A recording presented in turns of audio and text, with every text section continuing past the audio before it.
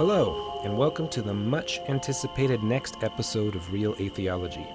My name is Ryan, and it's my honor to have recently been invited to join the Real Atheology team. In this episode, I'm joined by the one and only Ben Watkins as we have a nice, long discussion with our special guest, Dr. C.M. Lorkowski, who is a professor of philosophy who does some very interesting work, especially in the area of philosophy of religion. He's the author of a very nice book called Atheism Considered, a survey of the rational rejection of religious belief. Now, the primary focus of our time with Professor Lorkowski deals with a wide range of issues covered by his book, which we hope you'll find just as interesting as we did. So, let's get to it. Welcome, Professor Lorkowski, and we really do thank you for making the time to come talk to us. And so we just wanted to start out, and maybe you could just tell us a little bit about yourself and your background, and were you raised a theist, not a theist, and what got you into philosophy of religion? Sure. First of all, thanks for having me. I was raised Catholic. I probably didn't actually realize until I started studying world religions that I was a heretical Catholic and leaning towards the wrong side of the Arian controversy.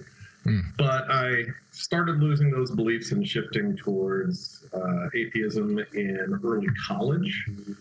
If I had to explain why, I'd just say it was an inquisitive mindset is half of it. And the other part is just some of the things you're exposed to in college. And I don't just mean alternate viewpoints, but really my first world religions class, more than anything, is when you realize there's all these other religions out there that have just as good, which is to say just as bad, a claim on truth, and that we could actually give naturalistic explanations for a lot of the core central theistic religious beliefs that are supposed to somehow be superior to other religions.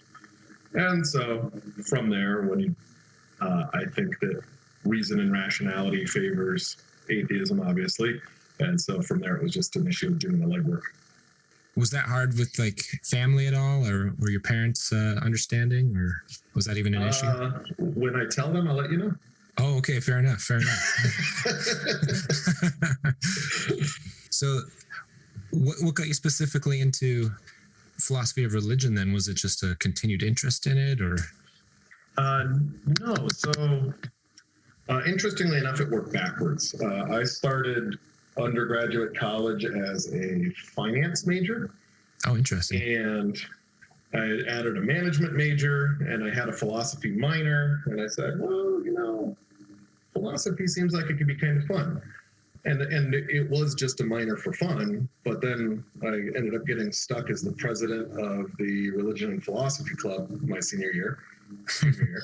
And and before several of the discussion nights we had, I found myself having to explain a lot of background information.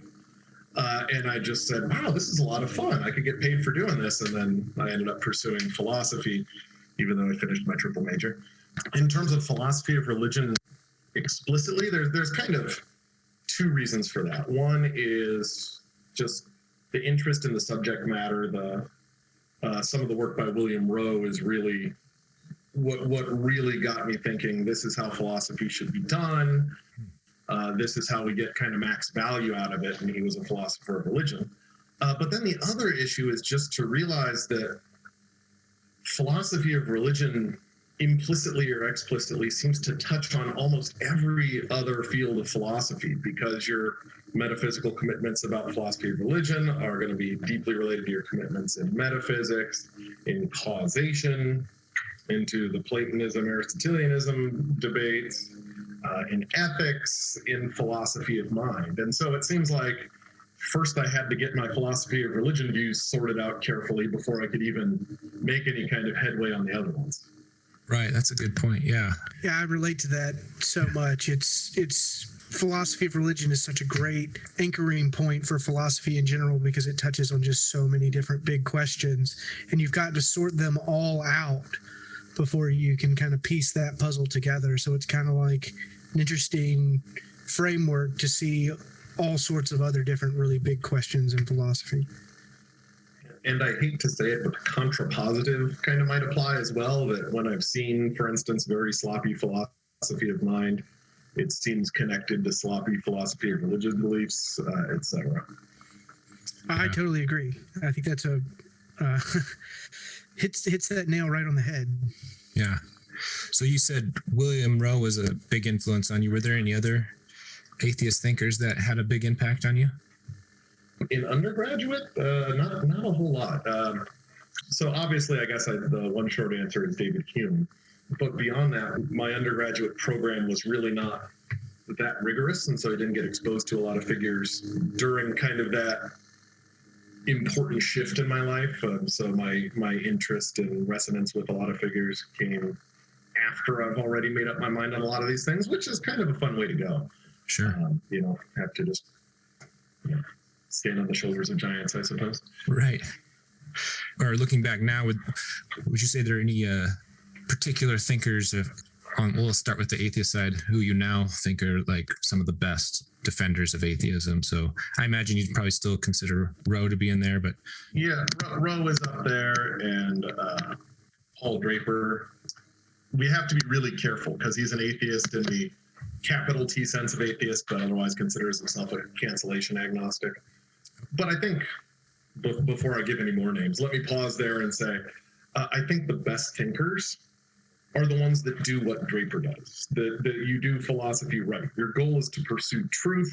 right. You don't start with a presupposition and then figure out what arguments can get you there. Right. Instead, we don't think of ourselves as atheist thinkers and theist thinkers. We think of ourselves as thinkers. And I think the people who do that end up having much better caliber work.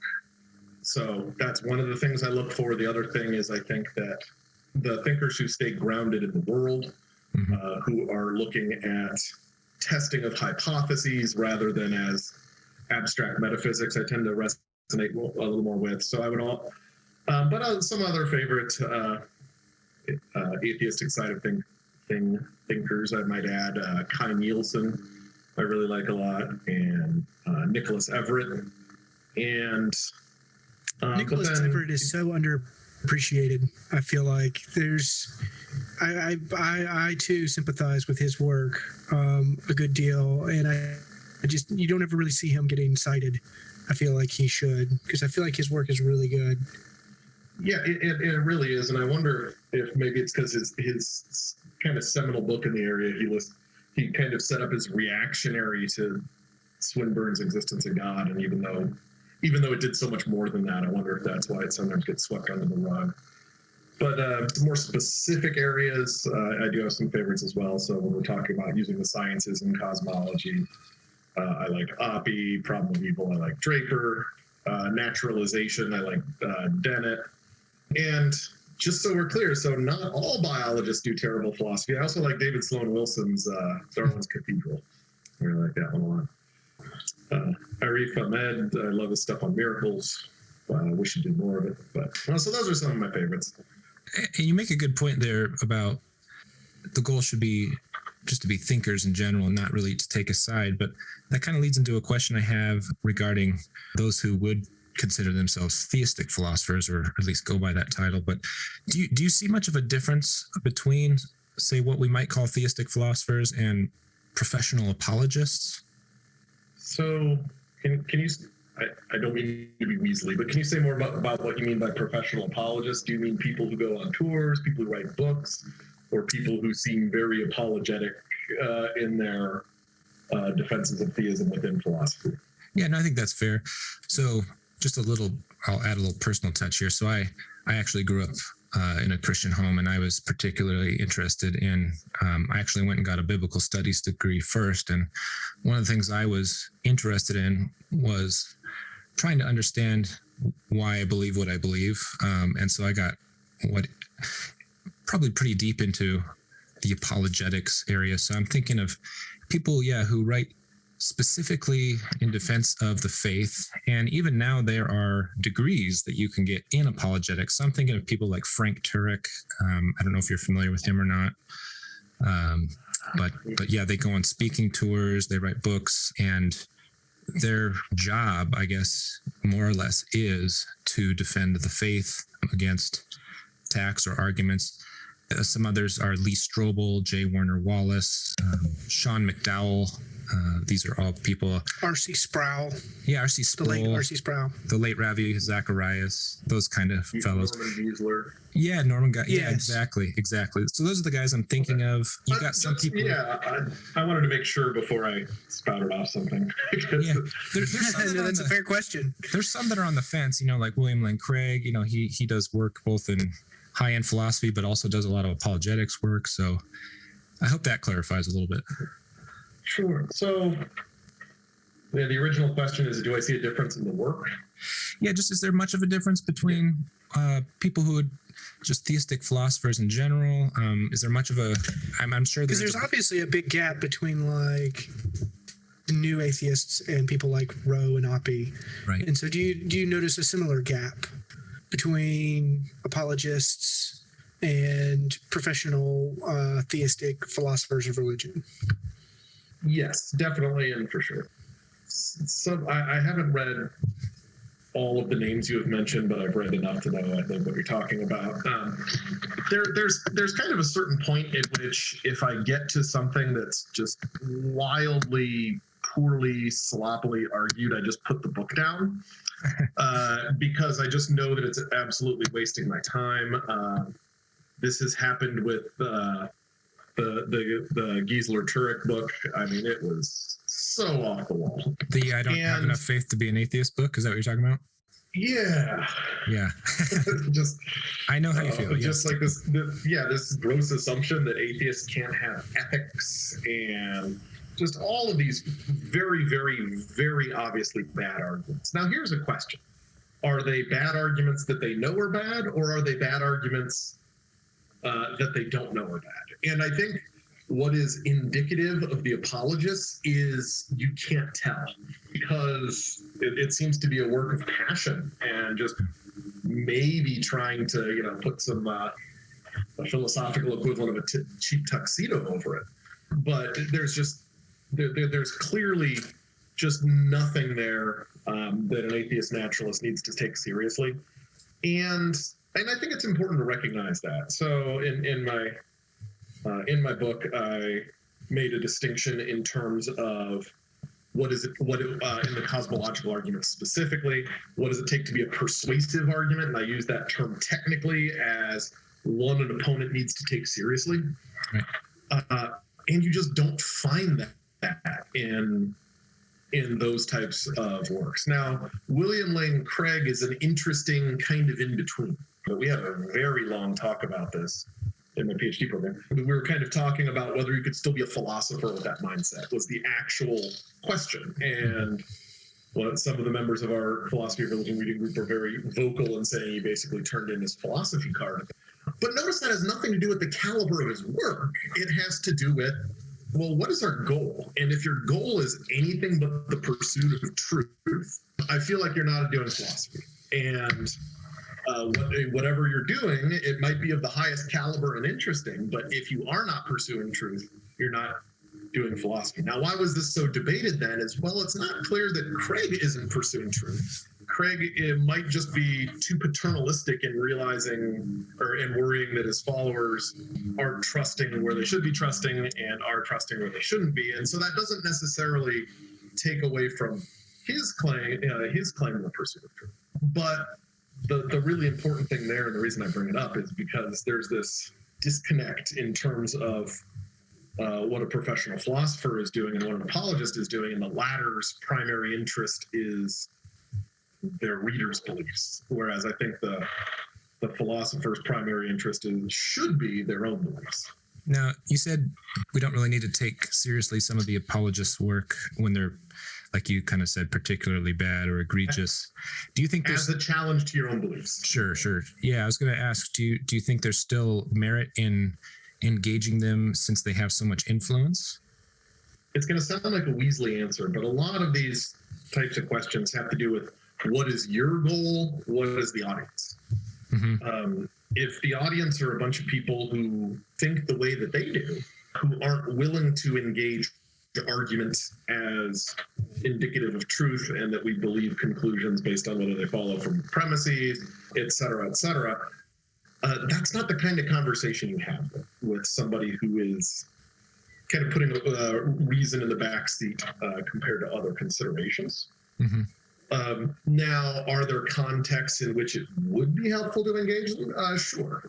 For instance, if the audience is more open-minded people, a mixed group, et cetera. So but on the flip side, I don't think it would be beneficial to have, say, a debate with them in front of a bunch of philosophy graduate students either, because it would be very similarly one-sided. I see. Yeah. In terms of written engagement of their work, it depends on where it's published for almost the same reasons. Okay. Yeah. There was actually a passage from your book that if you don't mind, if I read it real fast, just one last thing about the Apologists here. You say in your book, we can then explain away their continued beleaguered defense as a need to maintain these arguments simply because they support theism.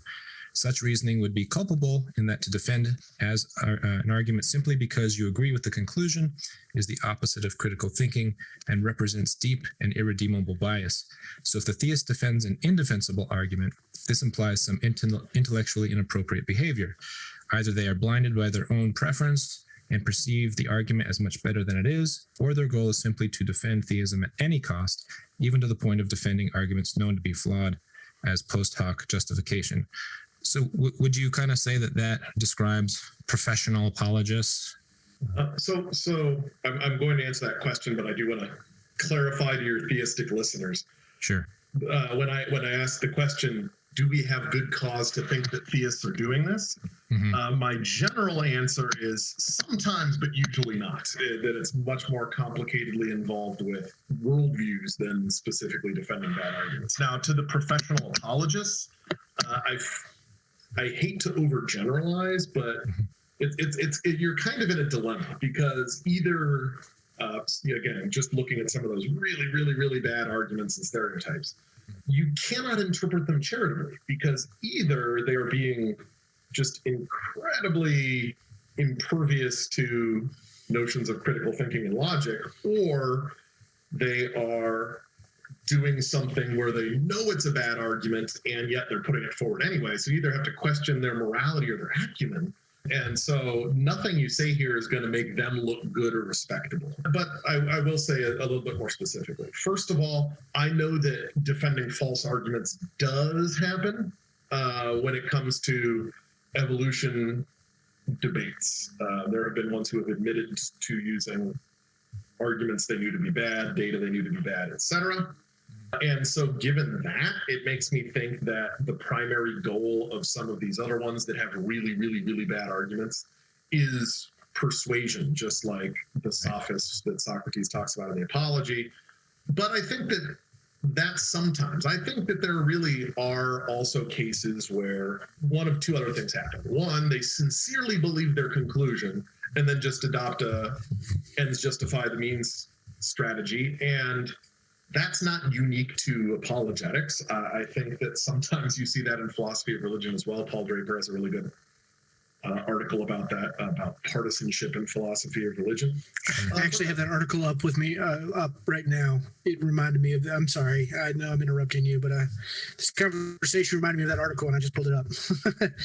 Yeah. So I think it's awesome that you just mentioned it. Yeah. But I think the other issue, and something I do get into a little bit in my book, is just you have to think in terms of worldviews, that beliefs are not isolated. They're a product of a whole lot of stuff, and we don't have this gatekeeper theory of mind where here's an argument and the gatekeeper decides whether it's a good one or not. That's just not how it happens. Rather, who we are determines what we accept as evidence. Sure. And so I have no doubt that there are people who think that those arguments are good arguments and think that they are presenting a real view of reality as well. So I guess my short answer is I think it takes all kinds, and I don't want to overgeneralize beyond. No, that's fair. And I do think you made a really good point earlier about, in terms of Craig, that it might be the case that the apologist tends to support almost any argument favoring God just because they might feel it's their responsibility to, I don't know if I want to say flock, but the people who rely on them, maybe. So that could be something that biases them to favor more arguments than they should. Well, and everyone is on their own journey. They just are where they are in their journey. And what gets a lot of people into philosophy of religion is that they are theists, is that they participate in religious forms of life, and those religious forms of life bring them into contact with these questions. And so they try to grapple with, they're trying to understand a broader goal of philosophy and how to think just within the context of these questions. And they just are on the side, it's like a web of different beliefs.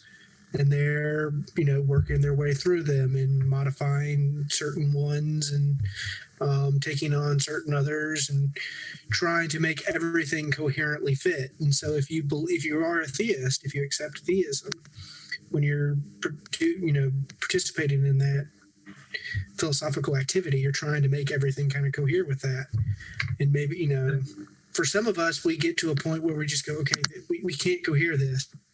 And those tensions just shift us into the other camp. And before we move on, I really want to emphasize, and the audience should really pump on their brakes, because we've been talking a lot about apologists, but the fact is there are plenty of dogmatic atheists out there too. That's fair. And this is a great segue. Yes, it is actually. But the proper mindset always should be to pursue truth wherever it leads us. And your goal in philosophy is to care more about truth than what the particular truth is. Right. And I think that sometimes if you get too vested in things besides truth, that makes things a lot harder, not just in terms of sloppy philosophy, etc. But if you talk about losing your religious belief, if you have made that the center and focal point of your life, right, that's going to be a really hard belief to shake. Or even more specifically, if you took that to such a degree that you're an apologist and you're paid to defend those beliefs, and all of a sudden you're starting to question them. And so we could really talk about defense mechanisms of beliefs and trying to isolate and insulate, etc. But yeah, we should always pursue truth. And I know we're moving on a little bit, but just can I go back to one other question that I didn't finish answering? Absolutely, please. We talked about just in terms of what we're just talking about. We talked about my favorite non-believer philosophers, but we didn't actually get to talk about some of the good believer ones that are out there. And so they're out there too. I like Robert Audi quite a bit. I like Charles Tulliver. R.M. Adams does some great stuff.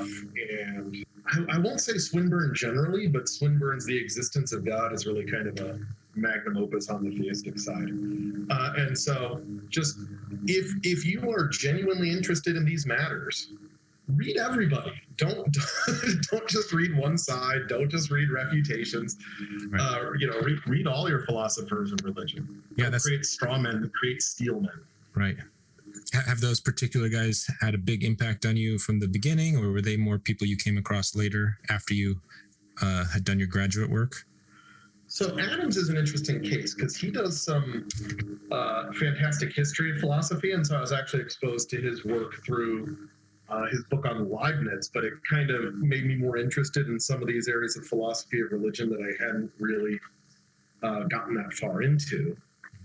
Swinburne, by turning things into total evidence and probabilities,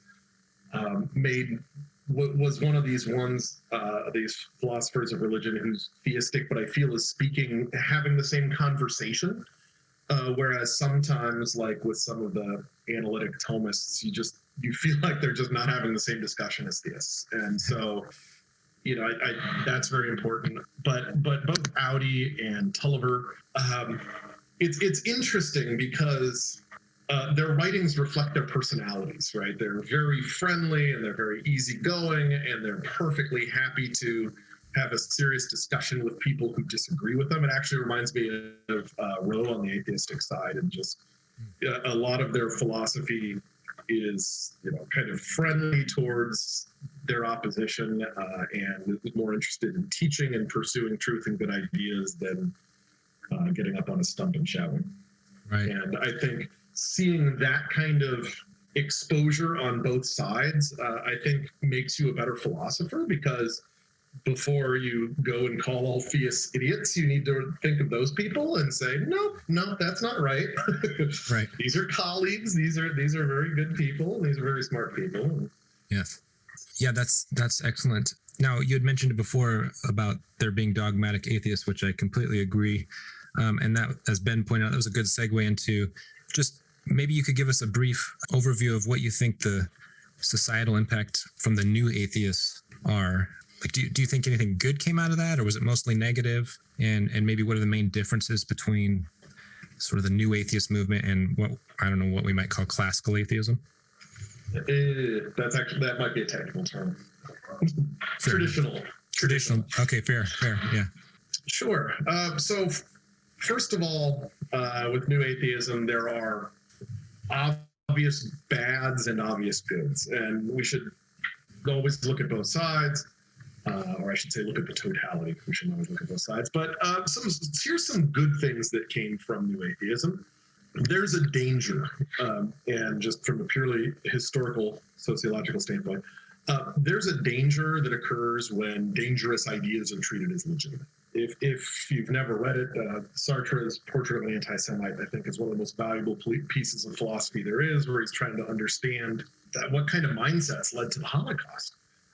But at the beginning, I think he says something that really resonated with me, that he wasn't going to call anti-Semitism an opinion, because then it would be protected by freedom of opinion. And I think that new atheism was really good at kind of drawing attention to the fact that you don't have to respect all ideas. That, in fact, respecting all ideas is dangerous and leads to dangerous things. And some religious ideas, religious dogma, are horribly harmful and potential for a lot of damage and negative consequences. And, kind of letting somebody get up on a stump and sneer at those, I think there's some value in realizing, hey, some ideas are sneer-worthy, and if they're ideas that are going to get a lot of people harmed or killed, that's something that you shouldn't be polite and put your soft gloves on and everything. So I think that's valuable. Maybe not to the extreme and ways they did it, but the more general notion is sometimes responding in those ways is the right move. Sometimes the gloves do need to come off. I also think it's important to remember that atheists are an oppressed minority, and when you find yourself in an oppressed minority position with hate crimes and with incredibly disparate representation by the government and things like that, that sometimes you need a voice, and sometimes that voice needs to exaggerate and get people's attention. So I think those are good things. The bad things, of course, is they've just given license to the worst kind of theism. If we overgeneralize, if all of a sudden people think that is the typical atheist view, then the vitriol that they heap upon atheists is permissible, and perhaps continuing to oppress them is permissible. And seeing their views as dangerous is permissible, and so I think that aspect, that when you're licensing these bad kind of treatments, and you are taking away common dialogue, and you're empowering religious extremism, that's the really bad part. So in terms of which outweighs the other, I would say just because of the way society's trending, that the bads outweigh the goods, that we were already in a position where atheists can speak their piece, especially against dangerous ideas, without having to worry too much about it. But if it had happened 100 years earlier, I would not say the same thing. I think if new atheism was around, Russell wouldn't have lost his job in New York, right? So, yeah. Do you have any advice for because new atheism has kind of had its effect, and it has kind of, the rise of internet atheism, and there's a lot of very fruitless arguments that happen, obviously, on the internet, as so many crazy things do happen on the internet. But do you have any advice for atheists and agnostics kind of moving forward, kind of maybe giving a better picture, or kind of recovering from some of the negative effects of new atheism? So obviously, advice depends on goals. Sure. If your goal is conversion, it's very different than if your goal is trying to get theists to not stereotype atheists. I think the biggest, most important part is, and this is the good part about internet atheism, by the way, is forming a community in terms of not seeing atheists as outliers. Numbers are definitely trending in our direction. Mm-hmm. Kind of focusing on our shared experiences in terms of, again, just building a community. If we want to have dialogue with theists, which I absolutely think we should, then it's probably helpful to do things like focus on common ground, but also focus on the harms of religion. But either way, you have to make an effort to understand theism. And I think that's kind of the, pardon the pun, cardinal sin of the new atheists is very often they just do not make an attempt to understand theism, instead judging it by its worst members, etc. Now, on this note, see if you have this one open. Louise Anthony's Philosophers Without Gods is a fantastic resource if you want to feel some kinship and community, as well as some interesting food for thought. It's just several out atheist philosophers are just describing their experiences and sometimes their conversions. And it's just a fun little piece. Excellent. Well, speaking of books, then let's talk about your book, Atheism Considered. And I mean, kind of in the line of what we've been talking about with the new atheists, a lot of their books had a very polemical focus. They were pretty hard on the opposition in their addressing of theism and such. But you wanted to, it seems, specifically write a book that was much more friendly and free of that. So, while laying out a very sophisticated case for maybe a reasonable atheism and such. Can you kind of just give us a background on why you wanted to write such a book, or what sort of the motivation was for you to put this book into the works? Sure. I got into philosophy, first of all, to teach philosophy. And I think teaching people how to think is drastically more important than teaching them what to think. If you teach people how to think about these matters, then they will get to the conclusions that are true on their own, which on a book on atheism means probably, obviously, any belief I hold it because I think it's true. Right. And in that sense, again, William Rowe is a big inspiration to me. He was always a teacher first. But I certainly want to add a few more things that kind of try to distance myself from the new atheist. One, we're all irrational. There is no one who is 100% rational in every aspect of their life. And even if certain religious beliefs are irrational, that's not enough to dismiss a person or even to dismiss their beliefs. We have to be much more careful with that. And related to that, we all know some really smart theists. It would be really silly to call them stupid. Right. And we all know theists that we love too. And just imagine talking to someone who you respect and maybe even that you love, and telling them they're an idiot is really just dissonant. It's a cognitive dissonance. But then adding to kind of the teacher first approach, I was actually teaching, or I was going to teach an atheism course that was both listed as an upper division philosophy course and as a religion course. And just, it was really hard finding a textbook that treated both of them and treated them both well.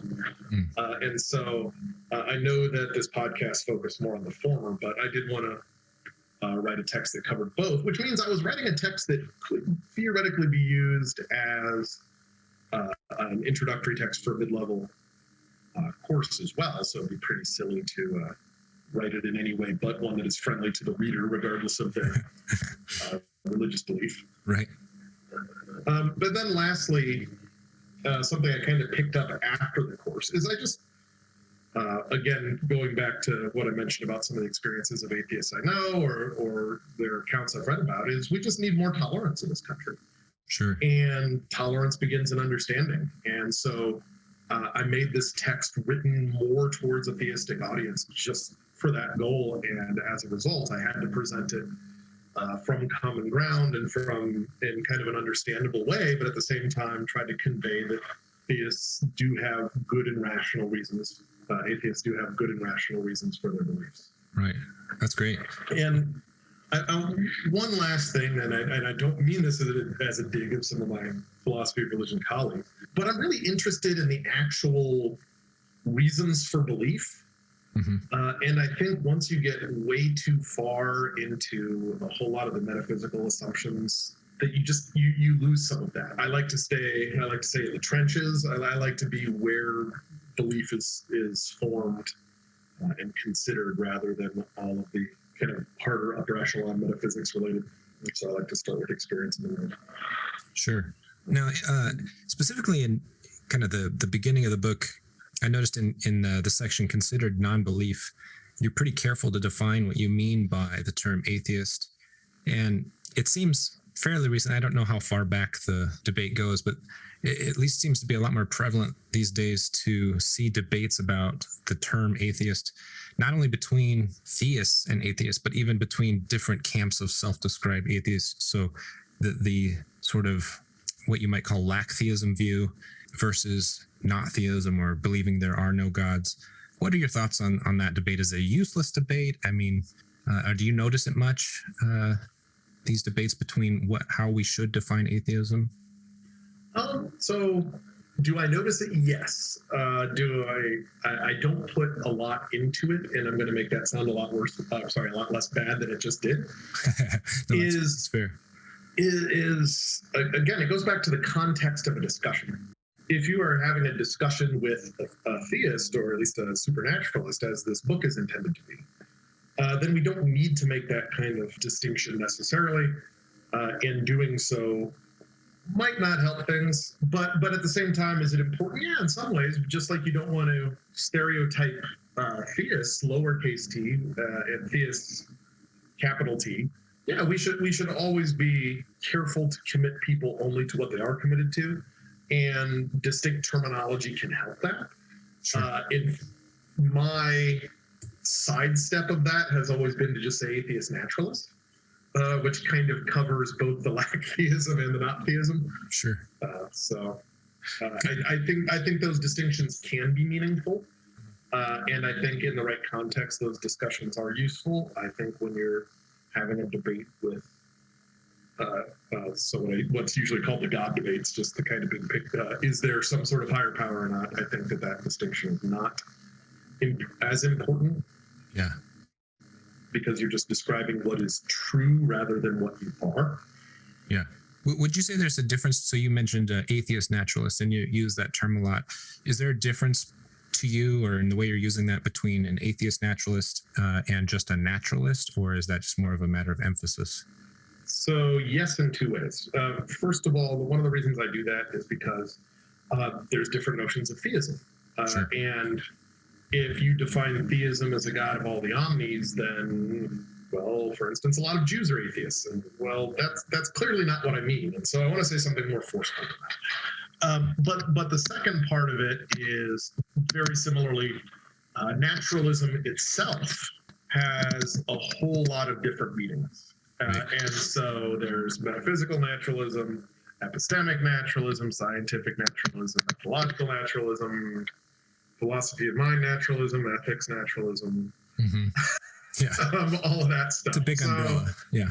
Yeah, it is. And, Audi kind of lumps those all together as philosophical naturalism. It's stipulative. The reason I'm stipulating my definitions is because I want to be clear about commitments. I don't think there's anything inherently wrong in just using those phrases if people know what you mean. It's just that's not always the case. Gotcha. One last thing with the idea of atheism here. How would you respond to, or would you recommend maybe skeptics respond to the common charge, at least from again, sort of the apologists and the maybe lay atheist side, that you might hear a lot that atheism is a religion, or that it is also equally faith-based. Again, not to bring up Turek again, but he wrote the whole book, I Don't Have Enough Faith to Be an Atheist. But that seems to be, at least on the lay side, or the more lay side, that seems to be a pretty common charge, is that, you're a religion too, or you have blind faith. I don't know. Do you have any recommendations of how to respond to that? Or Yes, but there's a couple things to say. One, that's a fallacious inference in two ways. Mm-hmm. First of all, we do grant that there are dogmatic atheists, sure. Right. But we never judge a group by its worst members. That's a hasty generalization. Right. The second thing I'd add is, there's two ways I've heard this criticism. I've heard basically scientism, what I later called cult scientism view, and people calling science a religion. And then I've also heard I'm not certain about X, therefore I don't have a good reason to believe X. That, well, you can't be certain there's no God, therefore you're being dogmatic. So that, depending on which one we're talking about, kind of depends on how you deal with it. But the latter is clearly fallacious. It is a fallacy to say, I'm not certain of X, therefore I don't know X. Right. We're evidentialists. And so that's kind of the second fallacy of the version I mentioned. In terms of the science is the new religion, I think that's the one where it's a point taken for the people who do believe that, but I think that very often it's people being careless with language, that people mistakenly give the impression that their view that the only truths are scientific truths is just a stipulation or a dogma rather than a much more complex story, that when religion runs into science, it is lost. And, you can add in several more premises of, I don't have good reason to think science would answer everything. I just don't have any examples of things that I've learned outside of sciences, at least in most sense. And so I think my advice for the latter is, before, this is something I tell my intro students, before you accuse anyone of fallacious reasoning ever, make sure you understand their view. If they are defending scientism in the pernicious sense, yes, criticize them. They're imbeciles. That is to turn science into not just a religion, but to a dogmatic fundamentalist religion, and we ought not do that. But more often, just be very clear about what you're committed to, say about the sciences, etc. Now, that book specifically, I don't think that actually connects as well to this point, because it seems to be trying to argue that atheism is very, very, very, very, very unlikely, and people believe it anyway, and that's why it has to be faith-based. Right. It's just, it fails so badly to do that. It has question-begging cosmological arguments, question-begging design arguments. It has saddles atheists with bizarre beliefs, like atheists must believe that anything goes, morally speaking. And so that book specifically, I would just set that one aside from the more interesting discussion. That's fair. Well, I mean, you've already kind of touched on this, but in particular, you talk about certainty being basically an unrealistic standard to go after, and that basically we're not very certain of many things that we believe. But yet, it seems that a lot of atheists and theists, at least in, again, sort of that popular, the more lay level, they seem to equate knowledge with certainty. And maybe you could just explain a little bit more why that isn't correct. Sure. So, first of all, fortunately, this is not an epistemology podcast, but I will say that I think that truth is objective. I think that knowledge is actually a human construct, so it has a little more wiggle room. And so I'm going to preface my comments with that. But what ends up happening is people equate practical or moral certainty with certainty. Right. In a more absolute sense. And knowledge really tends to only ever engage the former. The example I always give when I'm trying to convince people there's nothing wrong with inductive reasoning, you're not certain the sun will rise tomorrow. No one is, no one can be. Right. So if you really want to say that doesn't count as knowledge, well, I don't know the sun is going to rise tomorrow. There's a sense in which I know what you mean. But there's an important sense in which knowledge is a human construct and it's kind of communicative, and you're using it in a way that most people don't use it. Other examples, I want to say, I know my parents are who they say they are. And yet we don't have certainty without violating any laws of nature. We can imagine complex scenarios that could undermine that belief. But it's so I think that start with the fact that knowledge is a human construct, and if people agree that they know the sun will rise tomorrow, that means certainty is not required for knowledge. And instead, you just kind of have to reorient your views about beliefs. And if you don't want to talk about knowledge, don't talk about knowledge. You're perfectly capable of having all these conversations, just restricting your language to things like belief, right, justified belief, probable beliefs, etc. Right.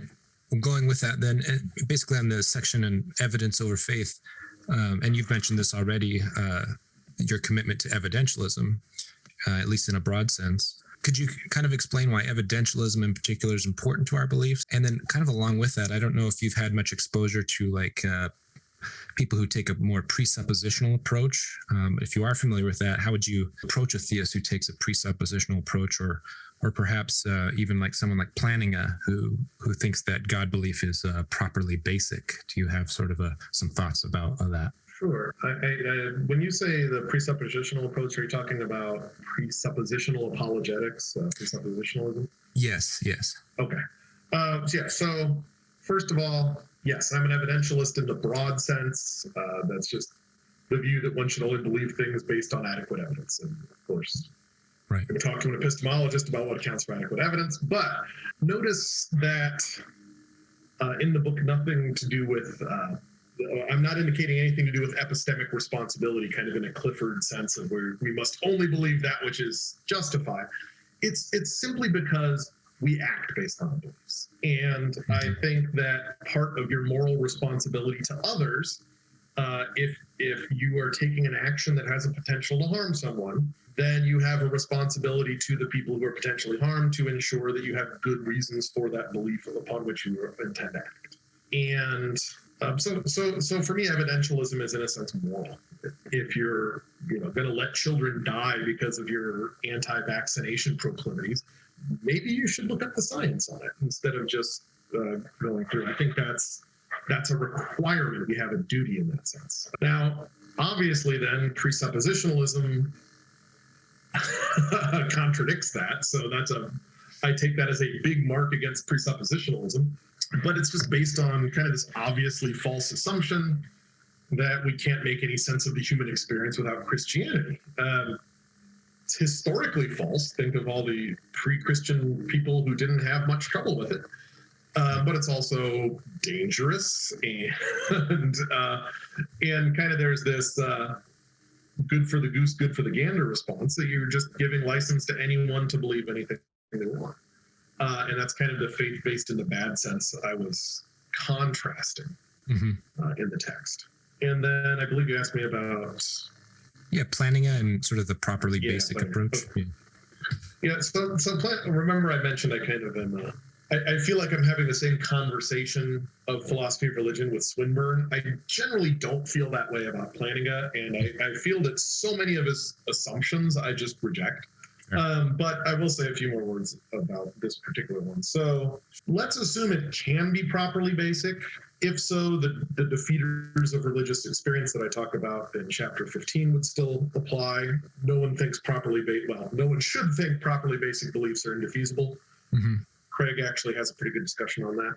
But if we somehow say that it's a defeater, that is, the presence is so powerful that it is immune to defeaters, then it's just faith in a cheap tuxedo.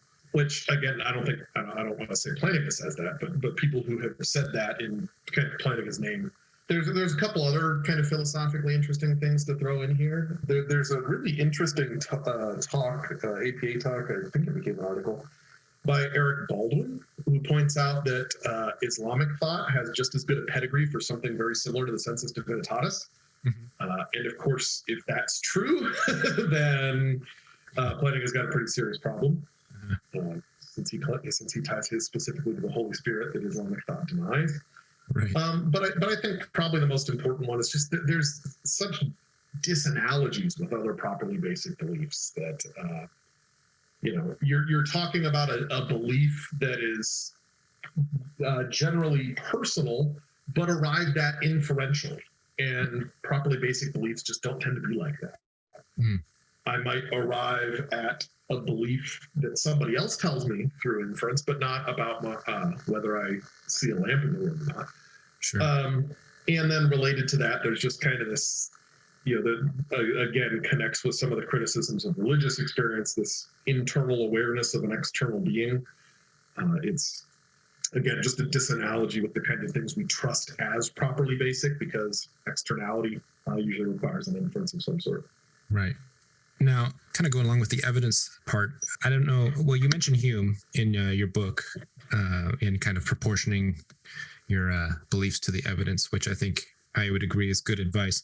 And I'm sure you're probably familiar with Sagan's maxim, extraordinary claims require extraordinary evidence. Are you familiar with that? Yeah. It's not actually his. He just modified the wording and made it popular. Yeah, who's the original person who said that? As far as I know, it was Laplace. He used strangeness instead of extraordinary. Okay. Well, the reason I bring it up is it's a little catchier. Yeah. The reason I bring it up is there's been a bit of a contention, I think. I don't know if you see it much, but I know Craig specifically has sort of criticized this claim, and specifically seems to deny extraordinary claims require extraordinary evidence. Do you think he's just misunderstanding it, or would you agree with Craig, or what do you think of that sort of statement? Is it? So I've seen it in one place in terms of Craig, and if I remember right where I saw it, he was equivocating, but not fallaciously equivocating, because he was quite clear about it. So there's two different senses of extraordinary. Right. Again, Laplace uses it as strangeness, and so in Bayesian terms, then an extraordinary claim would be one whose prior probability is very low. And then if that's true, then to make the claim more probable than not, you need strong evidence to counterbalance that. So if that's what Sagan is saying, then I think Craig has to say, well, of course. But Craig specifically takes extraordinary to be something connected to miraculous, that something out of nature, extraordinary. So if that's the case, and if you build enough assumptions into it, then you can raise your prior probability. Sure, I don't think Craig's saying anything false or contentious. And again, he seemed pretty honest, if I recall, about that meaning of it. I wonder if if everybody who reads Craig is going to realize that those two distinct meanings are going on. So if Craig says that's false, if by which you mean out of nature or miraculous, then yes, there are situations in which that would certainly be true. But then the romp's going to lie in whether we should accept all those presuppositions we build in to make it so the prior probabilities there are not low. Maybe you can comment real quickly then on just your thoughts on Draper's and Swinburne's perspective on evidence, since you kind of brought up probability. So the idea that a certain piece of data raises the probability of a given hypothesis. Sorry, what do you mean by comment on? Just in terms of how that is an approach to philosophy of religion? Yeah, well, what are your thoughts on their perspective of evidence? Do you agree with kind of that overall structure of, or the thought about what evidence is? Yeah, I think it's, well, we should be a little careful. Evidence is a really broad term. And so, but if we're talking about evidence of things we can't immediately perceive, and that we know there are reasons to doubt, I think that's the way you have to go. I think, yes, as a hypothesis to be tested in terms of probabilities is the best way to do it. I wouldn't necessarily agree on that if we're talking about evidence in general. But certainly if we're talking about kind of the God hypothesis specifically. Excellent. Ben, did you have any other questions about that section regarding the methodology? I did not have any more questions about that section. I think now would be a good time to kind of transition into areas of natural theology, areas like cosmological arguments and teleological arguments, and questions around that sort. Were there any in particular, Ryan, that you wanted to bring up first? Is there anywhere you wanted to start in particular? Yeah, actually, I did want to ask one question before we jump right into the arguments concerning, you have a section, Professor Lorkowski, on the burden of proof, which I thought actually was really interesting. Again, there's sort of the different levels at which you can see these debates happening, sort of the professional level and the lay level. But at least at the lay level, there seems to be a lot of fierce debate on who has the burden of proof. And I thought you did a good job in that section. But I was wondering one thing, because of kind of the baggage that's surrounded the term burden of proof, maybe, should we abandon that terminology sort of in favor of talking about, since we were talking about probabilities just a little bit ago, should we just talk about low prior probabilities and things like that? Or is there anything to sort of the language we use there? What are your thoughts on that? Yeah, no, it's a good question, and I'm going to start with my traditional Weasley answer. It depends on the context. Uh-huh. But first and foremost, the burden of proof is a dialectical tool.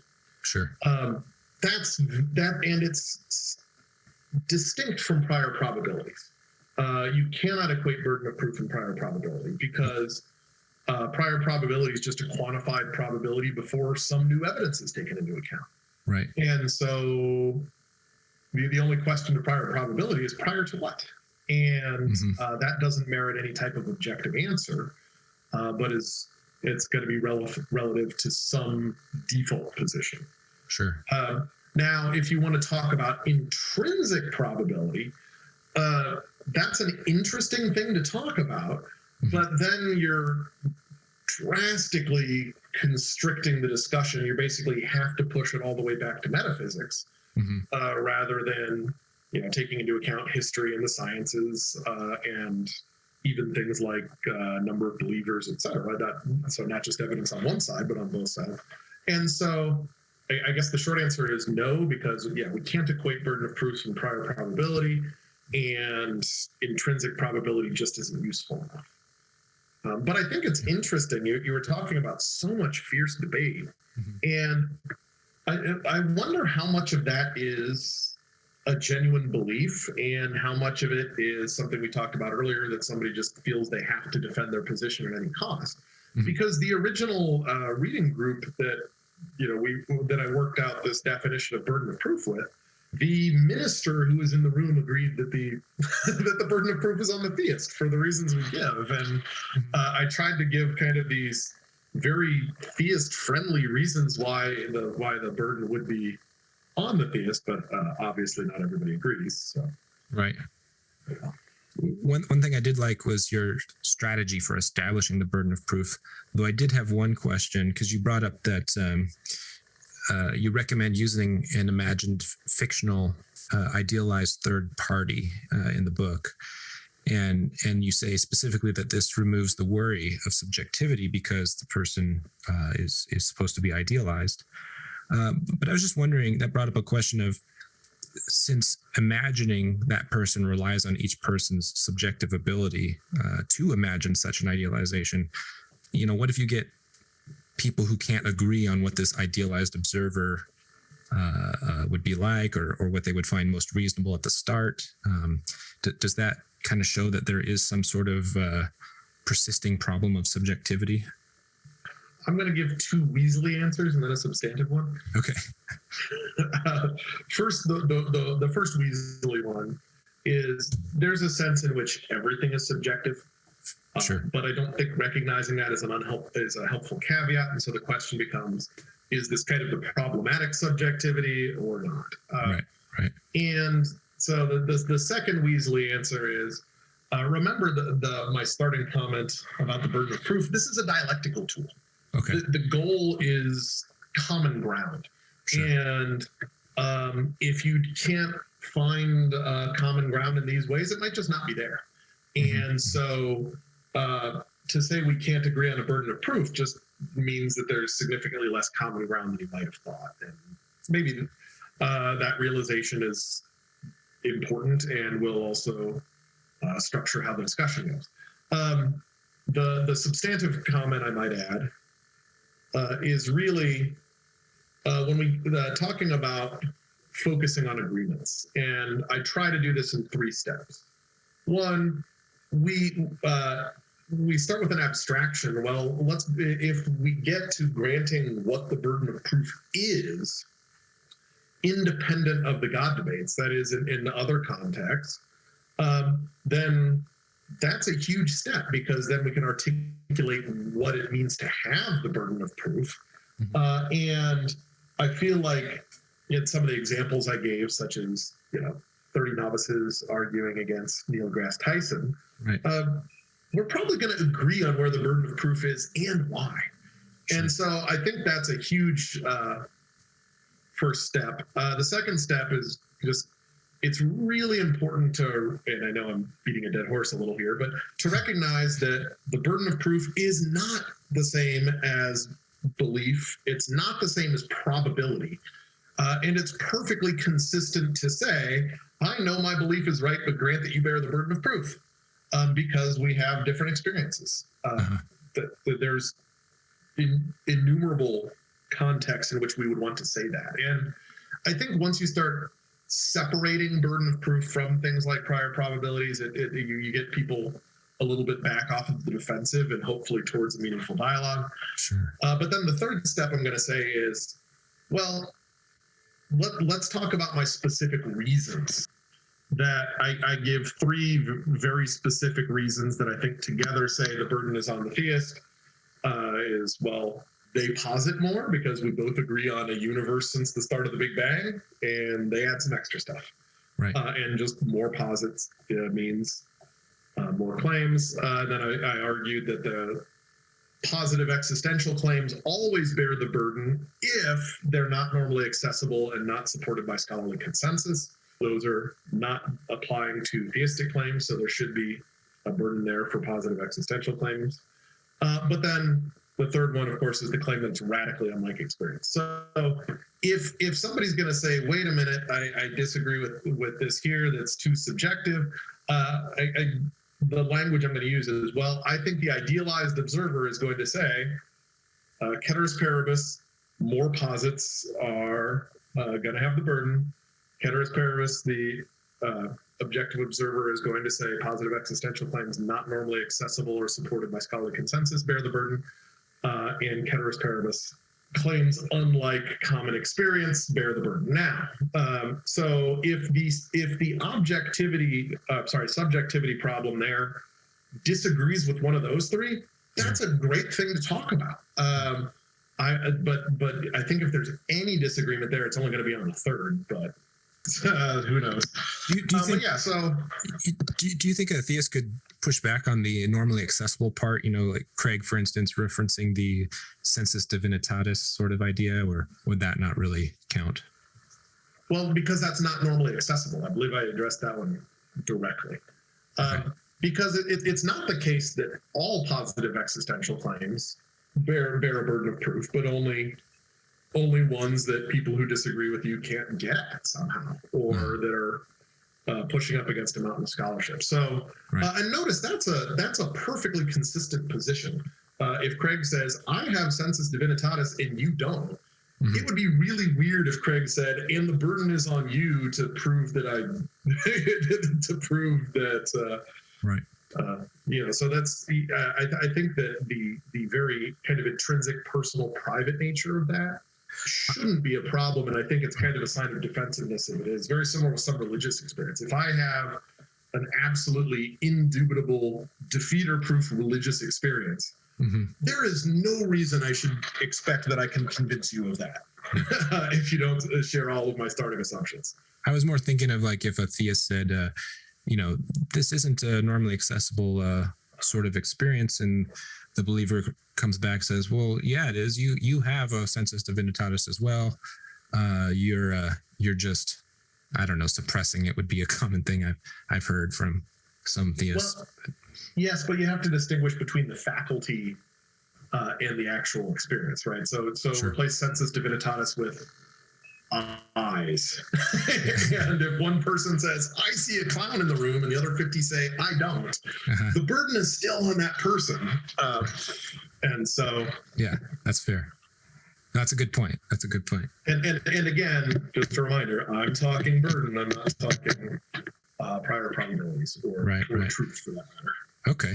Yeah. One more thing just about this burden of proof idea, and then we can get to the arguments, the ontological arguments. There's a thing here where I'll read a quote here. It says, in response to an article, or in his response article to Critiques of Logic and Theism, J.H. Sobel writes, Hume, Mackey, and I find evidence against the prior probability of theism when we think about the barely comprehensible character of an infinitely powerful and knowledgeable, perfectly free and good, everlasting and bodiless creator of all things, and when we think about how, unlike all creators of which we have uncontentious experience, the intentions of whom are immediately efficacious no further than the extremities of their bodies, this one would operate with intentions that were immediately efficacious everywhere and anywhere. Could you elaborate on this point a bit? Why do so many reputable atheists and non-theist philosophers find the prior probability of theism to be so low? Sure, but again, not to sound like a broken record, remember there's nothing, and I mean nothing, inconsistent or even problematic about an atheist not finding the prior probability low or a theist finding the prior probability low, because we're interested in final probability. But having said that, it is very relevant. But I just want to make sure we're not just getting into our defensive postures. Sure. But I think there's probably 2 points to make here. Okay. So there are worries about the compossibility of all these traits. And we could really put this in 2 ways, and I discussed this some in chapter 10. You could say, and I think there's some good reasons to think, you could just say certain depictions of a god of theism are incoherent. If that's the case, their prior probability and final probability are 0. Right. Having said that, there's this important secondary effect of this kind of thing is, even if you don't take that far a view, when you're giving incredibly long, complex explanations as to why something is coherent, that reduces the prior probability, or at least it should, because any step in that explanation could go wrong, and so the more claims you're having to tack on, the lower the prior probability. And so when we talk about barely comprehensible, you're saying, okay, I'm not saying that the prior probability is 0. I'm not saying this is incoherent, but we're recognizing what the theist should be recognizing. There's a whole lot of work going on together to try to get that into a reasonable, coherent picture. And that drastically lowers the prior probability. And the reason I say theists should admit that is because I have a virtual wall of books of theists trying to do just that. Yeah. And so clearly it's not an easy posit, and that does have some translational value and implications into prior probabilities. But then the other thing to remember, notice he mentions Hume and Mackey, right? Our probabilities, our prior probabilities, are based on prior experience. That's where they come from. Which means if something is distinctly unlike everything else, especially in terms of cause and effect, that is going to have an important and detrimental impact on its probability. Right. Now, with regards to, so kind of getting out now towards the arguments here, it seems that since the fall of logical positivism in the 60s, theists and Christian philosophers have had something of like an intellectual renaissance in developing sort of new arguments and justifications, and lots of philosophers like Quentin Smith and Michael Martin and Richard Gale concede that theists have done a pretty great job using tools of like contemporary analytic philosophy and logical analysis and probability theory and just a lot of rigor. And I'm thinking of people maybe like Alex Proust, Josh Rasmussen, and Robert Koons in developing, these arguments. Could you talk maybe about some of the more interesting developments and arguments you've seen on the theistic side, and how are atheist philosophers responding to these recent developments in natural theology? I could try. I fear my answer might disappoint you. So, especially with people like Proust and Rasmussen, from what I've read of them, they're just I shouldn't say just, because there's value in what they do. These are new, sophisticated versions of old arguments. Sure. Think of Rasmussen's modal argument from contingency. Mm-hmm. There's nothing that is intrinsically bad about saying this is a sophisticated version of an old argument. I think that Hume for his time was utterly groundbreaking in his presentation of the problem of evil in the dialogues. But I think that once we had a little more apparatus to work with, the contemporary versions are much better. I think that's a good thing. I think giving sophisticated versions of these arguments is better, but there's kind of two concerns. One, the net effect seems to be saying better, which means you could get rid of a lot of kind of the more trivial objections, but a lot of the big kind of rejections of assumptions of the old arguments still work just as well, or mutatis mutandis work just as well on the newer arguments. Mm-hmm. But then there's also kind of this worry that by introducing all this extra apparatus, depending on what that apparatus is, you give a lot more places to agree to disagree. So you might think the net effect is, well, atheistic natural theology then can either play the game or not. And if they do play the game, that is, try to refute the new arguments using the new apparatus, well, that refutation is going to be stronger, for sure, because then you're kind of beating the theist to their own game. Sure. But if you refuse to play that game, then there's just not anything new or interesting there. So let me just give a quick example of what I'm talking about. So the Proust and Rasmussen, in Necessary Existence, of course, they help themselves to a lot of S5 apparatus, just like Plantinga does with his modal ontological argument.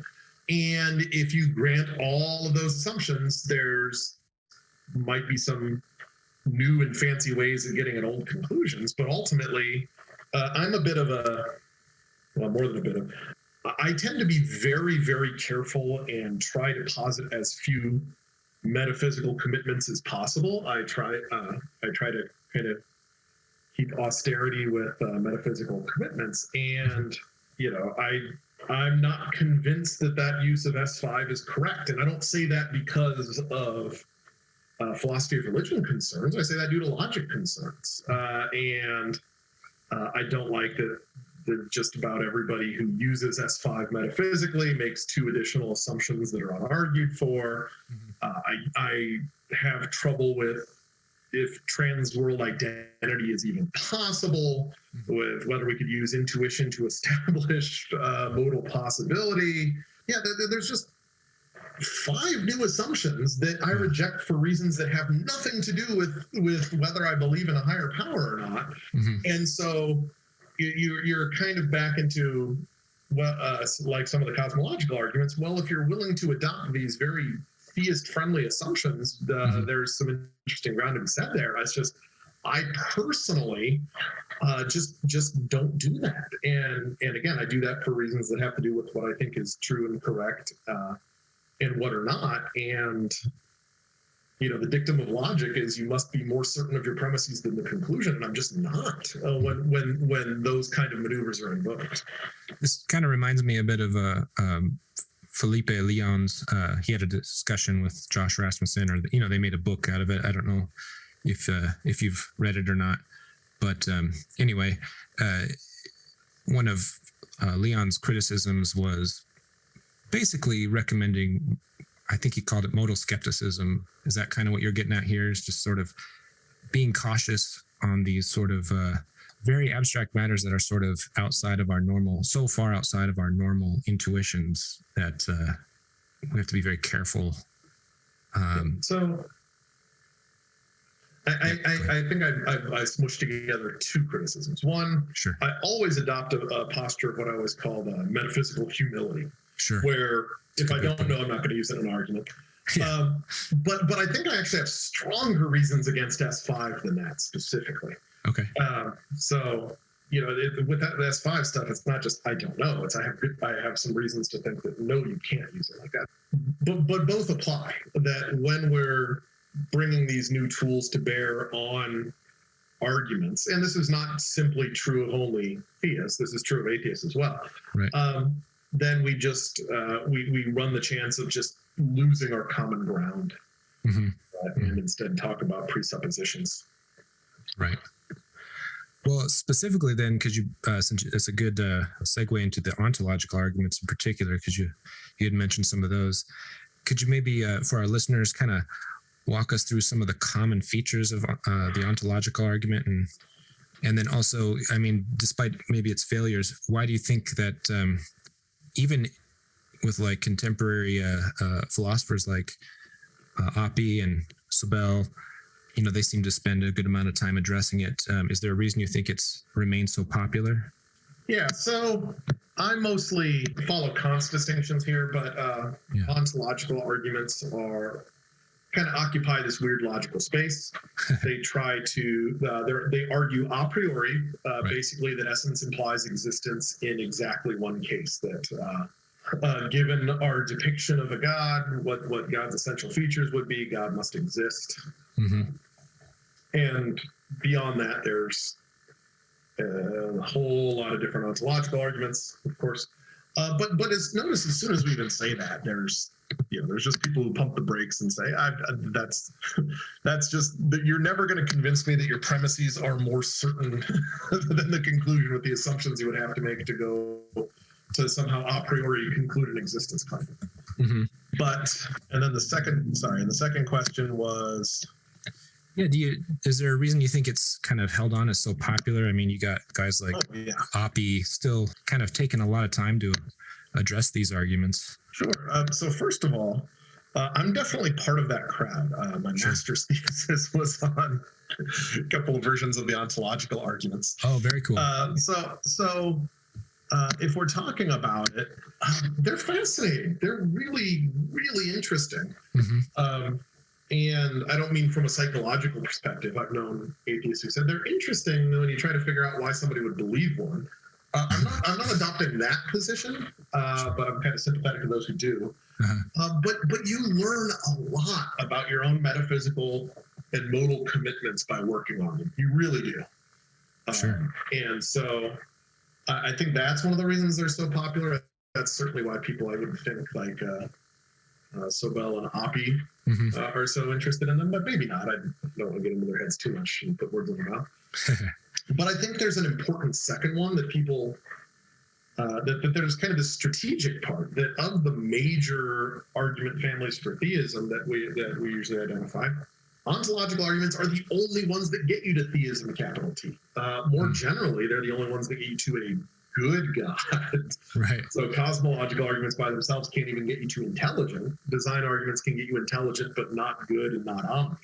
Right. And I think that philosophically, more and more, the theists might be getting painted into a corner a little bit here. If you want to say there's a God of theism, there's a whole lot of literature why the inferences from the other two are really hard, and there's a whole lot of reasons to think revealed reasons aren't going to work terribly well. Mm-hmm. And so that's something that can be maybe alluring and maybe leads people to put more emphasis on it than its merit.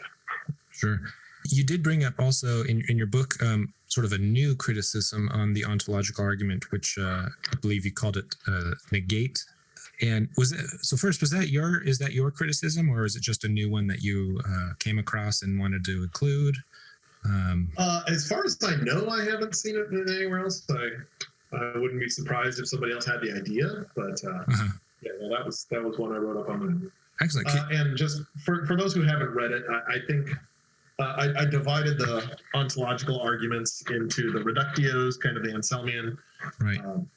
The Cartesian perfect being type, and then and the modal ones. And I think the historical criticisms really tend to get rid of all of them but the modal ones, and so that's why I spent the most effort on the modal. So in terms of that specific criticism, this is one of those kind of games you could play when you're talking about modal logic. I said, well, imagine there's a being very similar to the God of Theism, maybe even the God of Theism, but that manifests its goodness along lines that Rowe, Schellenberg, etc. might have suggested. That is, as a maximally perfect being that is necessarily existent. That being soothes us once in a while. It wants its creations to be happy and know that it cares about them, no matter how hard things get. And so instead of leaving the ambiguity to ancient texts, that does this unequivocally, appearing to us in our dreams to let us know it's there and watching, etc. Negate's cutesy, but it stood for necessarily existent God amendment to the theistic entity. So here's the problem. If I want to lean on modal ontological arguments, well, okay, we know we are not assuaged in this way, or at least the vast majority of us are not. What do we do with that information? Well, since negate is posited as a necessary being, one of two things has to happen. Since it's not existent, that either means that being is impossible, or we shouldn't be using S5 in this way. And then either way seems to be pretty much fatal for modal ontological arguments. Because if I want to defend the modal ontological argument, then I have to explain why negate is not just not actual, but impossible. And it's really a pickle for theists to try to somehow make that claim. So that's the general broad brushstroke concern. How is a theist going to say that being is impossible? If you rely on, well, there's something good about us not knowing for a certain, well, then you have a problem with religious texts, because there's a lot of people whose divine experience seems to have made them certain in that way. And so that seems to entail, well, then that type of unequivocal revelation is impossible. Ooh, don't want to say that. I think the more plausible way is to say, well, just, we can't use intuition as a guide to possibility, and we shouldn't use S5 metaphysically. That's the lesson I take from it. But yeah. Ben, did you have any other things you wanted to talk about as far as the cosmological arguments? Or sorry, I'm not the ontological. Excuse me. Yeah. So I'll probably have more to say about cosmological arguments, because I'm known for having kind of a not so great attitude towards ontological arguments, because I just don't feel like they get us anywhere. It seems like the theist at the end of the day is going to insist that our intuitions can get us to this metaphysically necessary being, whereas skeptics can just say, look, no, such a being seems impossible for whatever reasons, and then it follows that it doesn't exist, it necessarily doesn't exist. So just as a piece of natural theology, it just doesn't seem like it can resolve disagreements within the dialectic of the question of God's existence. It's just disagreements are just too deep, and we don't have any real criteria to help us figure out who's closer to the truth than the other. There's just no discriminating factor. But anyways, I'm actually very sympathetic to that position. I don't know if you saw that spot in the book. I was talking about general concerns with the inference for that reason and some more, why you might just dismiss the ontological argument project. And I think I said in parentheses, and if the reader finds these general objections decisive, then I applaud their good sense and they should feel free to skip ahead. Yes, I remember that part. As a funny anecdote, I don't usually do these, but I was driving in Chicago once, and I was behind a car who had a bumper sticker that was just an S5 with a little halo over it. And it struck me as funny for the reasons we're talking about, but it was also the fact that there have to be like 1,000 people in the world who get that joke, and then 200 who find it funny. It made me very curious about who was driving, and I figured it was probably somebody new. That's pretty funny.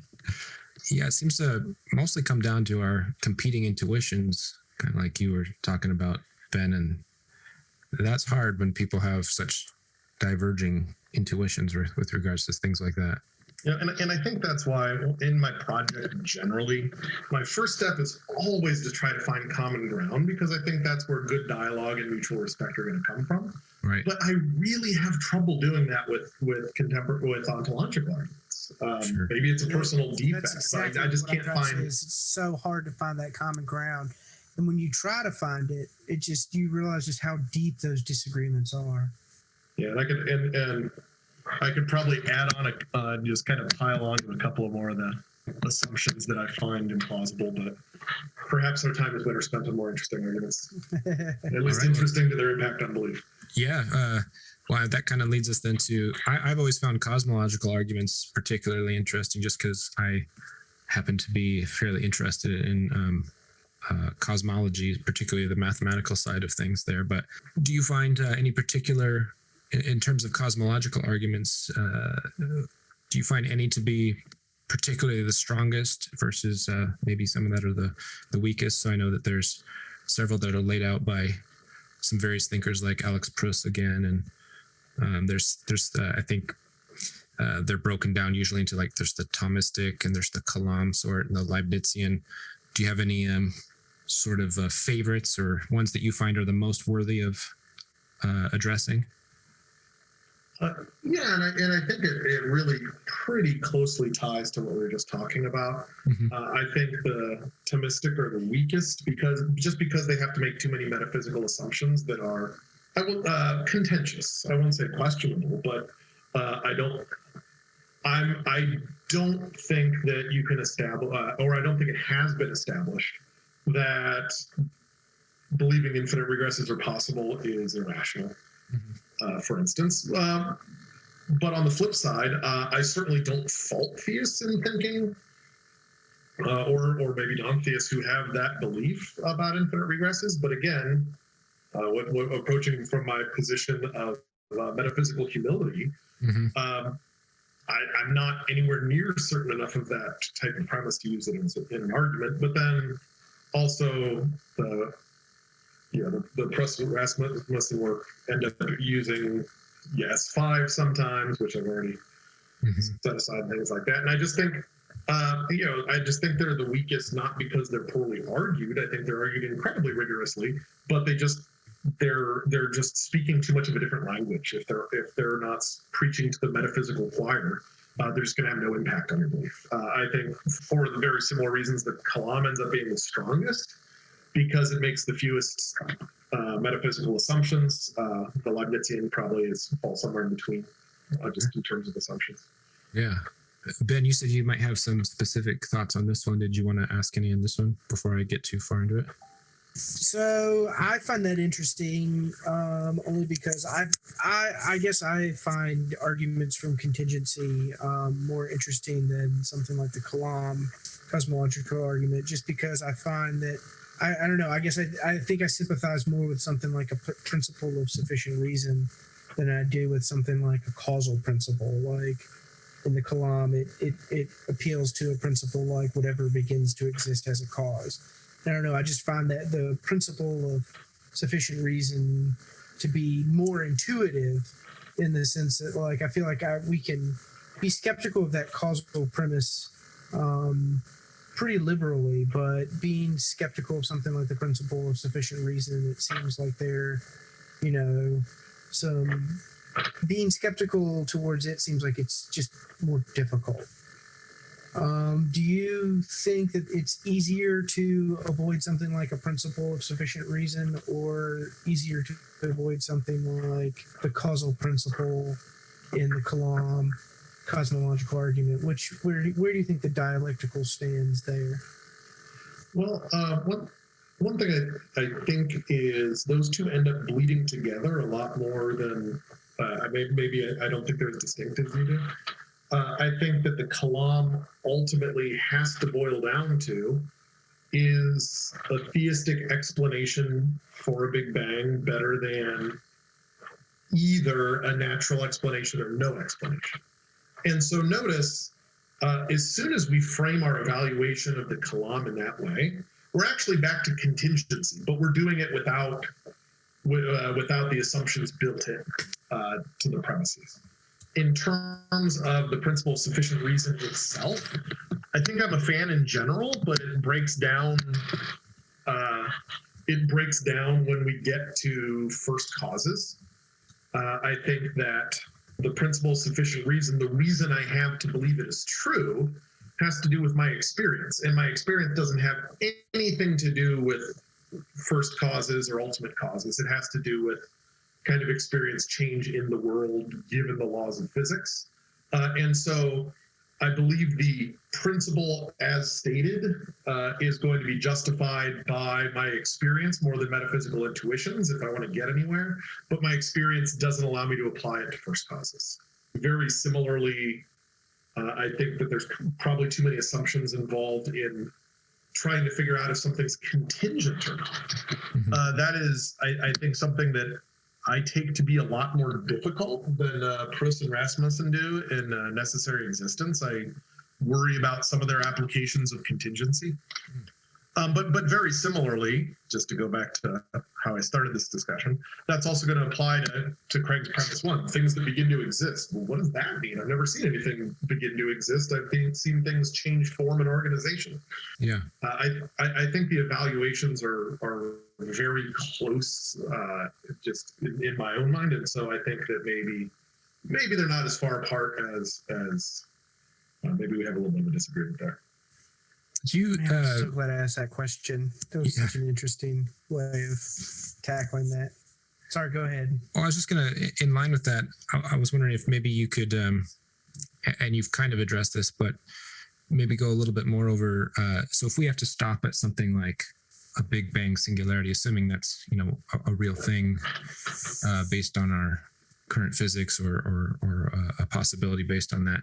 Because I know a lot of theists would question, especially on the front of contingency, that would be an adequate stopping point.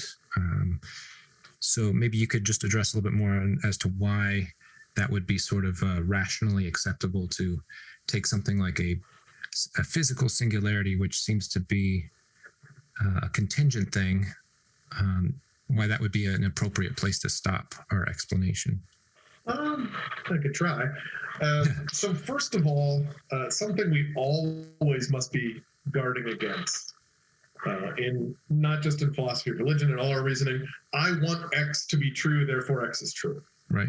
And I'm not saying theists do this, but as soon as you say, because I demand an explanation and because I want an explanation, nothing says therefore there is an explanation other than your desires and your metaphysical intuitions.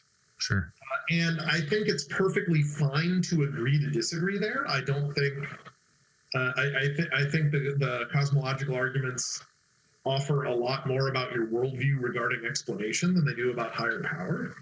But I think it's important to recognize that's the real disagreement. I don't think Craig is irrational for saying that some sort of conscious being causing the Big Bang is more plausible, or he finds more metaphysically satisfying or satisfying to his intuitions than some of the naturalistic alternatives. But I do expect someone to admit when you're just talking about intuitions and desires and notions of explanation, and to realize that those are not universal and sacrosanct, and that there is going to be disagreement about those types of things. In terms of the singularity, a little more specifically, is one of the reasons so in addition to metaphysical humility, I also try very hard to talk about, or I should say refrain from talking about, things that science might well weigh in on here soon. I could talk about provisional things about what I think about the Big Bang, but I'm not going to let metaphysics trump the sciences. And if we can understand more about what it is and whether it needs a cause or not and all of that stuff, we'll have a better understanding of the universe. And I certainly don't want to let my metaphysical intuitions block that, and for reasons independent of the non-debates. I liked your mention of just that humility as before, in that if we're going back to like fundamental physics and things like that, our intuitions just don't reach that far. Not that we don't have intuitions, but the reliability of them, I guess we have to be much more careful in terms of these sort of very grand ultimate things. Yeah, in the book, I put it in terms of less weird. Yeah, because neither is normal or plausible or expected. I mean, once we get into that, like, right, you even start talking about space itself expanding, or there being no time in the literal B theory sense of time, or space at the singularity. And these are what math tells me that I'm not sure I could conceive in the normal sense of conceiving, but I have good reasons to think are true. And as soon as we're starting to talk about stuff that far removed from our experience, right, I'm not going to say anything goes, but I think there's multiple and inconsistent reasonable interpretations of what we could say about these things. And I'm not an agnostic generally, but I feel that agnosticism about that could be okay. Right. Speaking of B theory and such, this is just a curious question. Do you have a stance on the A theory versus B theory versus, I know there's a couple other types of theories, but is that something that you have a particular thought on, or is that more just like you kind of said, agnostic about it? I think so. I'm a supporter of B theory when it comes to observation. Okay. The B theory is the only meaningful notion of time when we're talking about observed and observables. I'm an agnostic about whether there can be an observer-independent absolute A theory of time. Since I talk about cancellation agnosticism and skeptical agnosticism, I guess I'll say I'm a skeptical agnostic about it. I don't see any principled reason for ruling it out or ruling it in. Fair enough. Yeah, that's fair. Okay, well, before we move on to the next argument section here, maybe you could just briefly outline maybe Graham Oppy's approach to the cosmological arguments in terms of he, of course, thinks that naturalism offers a simpler explanation to theism when it comes to explaining sort of our data in terms of origins, existence. What do you think of that? Do you like his approach? So it's interesting that you mentioned that, because I almost had an Oppy section in the burden of proof section and talking about prior probabilities. That's those seem very relevant in certain ways, but I suppose it depends on what the rest of your naturalistic story is. Let me give you one example. So, there's the oscillating model of the universe theory that says Big Bang, Big Crunch, Big Bang, Big Crunch, Big Bang, Big Crunch. And yet the math's not really there. At least as far as I know, if that's true, this is our last expansion, because there won't be a big crunch unless the laws of physics don't continue to obtain as they do now. And so that version of naturalism might not be as simple. And Big Bang coming up from nowhere might not be as simple. I'm not saying it isn't, by the way. I'm very careful in using my modal language here. Sure. But you do have to say a little more. You do have to say a little. I think if you're taking Oppy's approach, okay, and this is what I see as the biggest drawback about it. If you're taking Oppy's approach and you want to make that claim, you can't be an agnostic about it like I am. that you have to pick which version of your naturalistic explanation of the universe you are comparing. And I think whichever selection you make, the theists are going to have some things to say in response. So I think that I don't think there's anything unreasonable about the approach, but we do have to realize you are kind of opening yourself up in that way. Sure. Okay, well, yeah, the next section we go into then is design arguments. I guess my first question would be, do you think design arguments are sort of in vogue right now? They seem to be the most prevalent at present, and maybe the most even influential at present. Would you agree with that? I think of those, of the three families of arguments, I think they have the best conversionary value in the sense that if I'm trying to convince an atheist to be a theist, I think you have a much, much, much better chance with design arguments than you do the other two. Sure. Because I believe, if I'm not mistaken, that was what got Anthony Flew. Is that correct? Towards the end of his life, he was kind of more persuaded on that front. That's the rumor. Yeah, the rumor. Yeah, exactly. That's the rumor. So the book that's like listed as by Anthony Flew. Yeah. It's the theist who's writing all the work there. So maybe if that's fair. Yeah. Well, I know guys like Stephen Meyer. He just recently came out with his new book. I think it's called The Return of the God Hypothesis. Have you seen that at all? I don't know if you've read it, but yeah, I don't know if you. I don't think I've read that one. Gotcha. Yeah, I think it just came out. I believe it's like brand new. But he's a popularizer, of course, of intelligent design, and then you've got like William Dembski and Michael Behe. Do you think? I mean, so Stephen Meyer, I'd say, is probably the most prolific. Do you think any of the stuff that he comes out with is probably going to fall, to the same general arguments you bring up in the section? I will answer that, but let me pump the brakes really hard there. Sure. There's for the atheist listeners out there, there's a world of difference between intelligent design and supporter of the design argument. I think that the latter is much, much, much more intellectually respected and respectable. Okay. And so I don't want the listeners to confuse the two and maybe think that I'm dismissing one as severely as the other. Fair enough. Having said that, of course, they're related. Intelligent design is basically one of those local design arguments. Right. So the funny thing about Behe, Dembski, Meyer is they have these very, very, very obviously testable and tested hypotheses that just never come into fruition. Or if they do, they come in the really bad way. So, which first of all, kudos to them for putting forward a hypothesis that's testable within the sciences that you should expect if there's a God there. But yeah, sure. So you have one of them saying, well, look, the flagellum here on this dinoflagellate is irreducible. Therefore, there's an alternative to Darwinism. Tells the New Jersey Supreme Court about this. But of course, it has been reduced. There's lots and lots of scientific papers that show exactly how this is reducible using simple evolutionary mechanisms that we know are there. And then, so you have this more general claim that, well, there are irreducible hypotheses. Irreducible complexities that are, basically these advanced complex structures that the sciences, that evolution cannot explain, and therefore that evolution as the whole story must be flawed. I'm sure you've heard those before, right?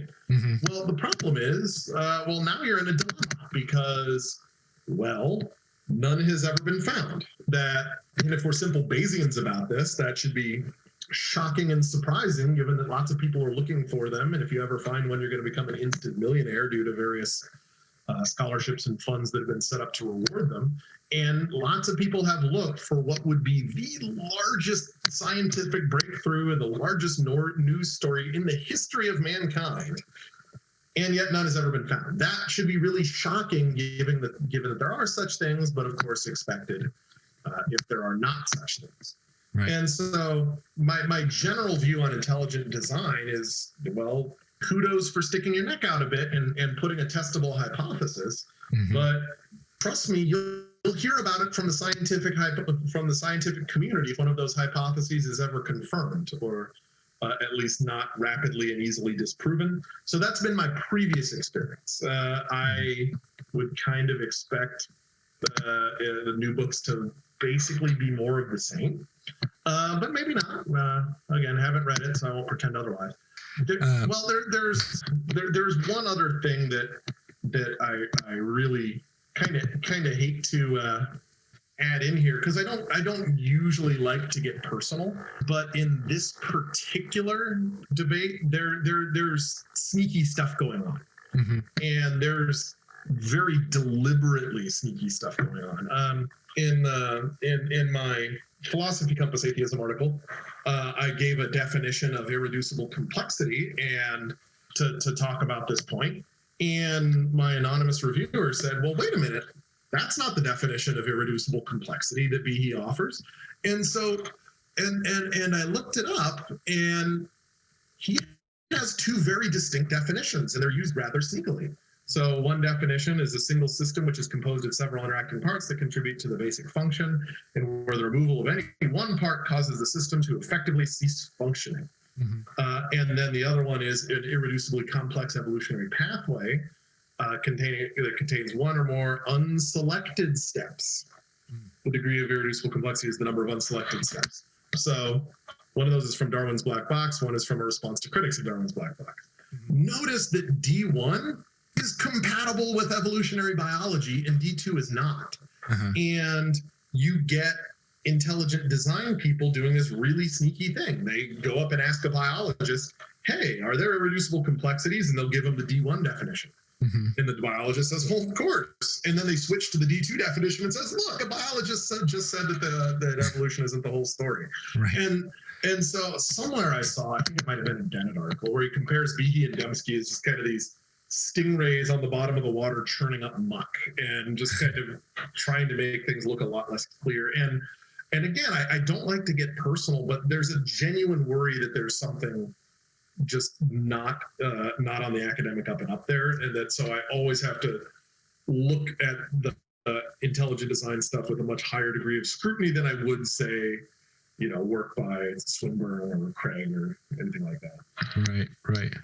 So that's like that. The intelligent design, like you said, is kind of relegated to the local design argument tradition, but there's these more cosmic design arguments that kind of filter into the traditional discussion, and those have to do with the fine-tuning data. Yeah, I was just going to bring that up. From physics. Well, Ryan, go ahead. What questions did you want to ask? I just wanted to turn us from local design arguments to cosmic ones.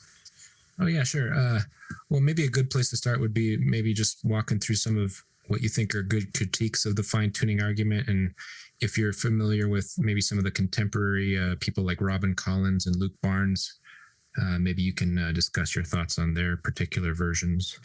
Sure. So I think that it relates somewhat to one of the comments I made a while ago, that if you're confronted with these kind of arguments, there's kind of two approaches you could do. You could kind of play the game from the inside with their assumptions, or you could play the game from the outside. I think that Elliot Silber is one of the people who addresses fine-tuning from the inside, so to speak, with working with some of their assumptions, which again makes it stronger, I think, against the defender of the fine-tuning.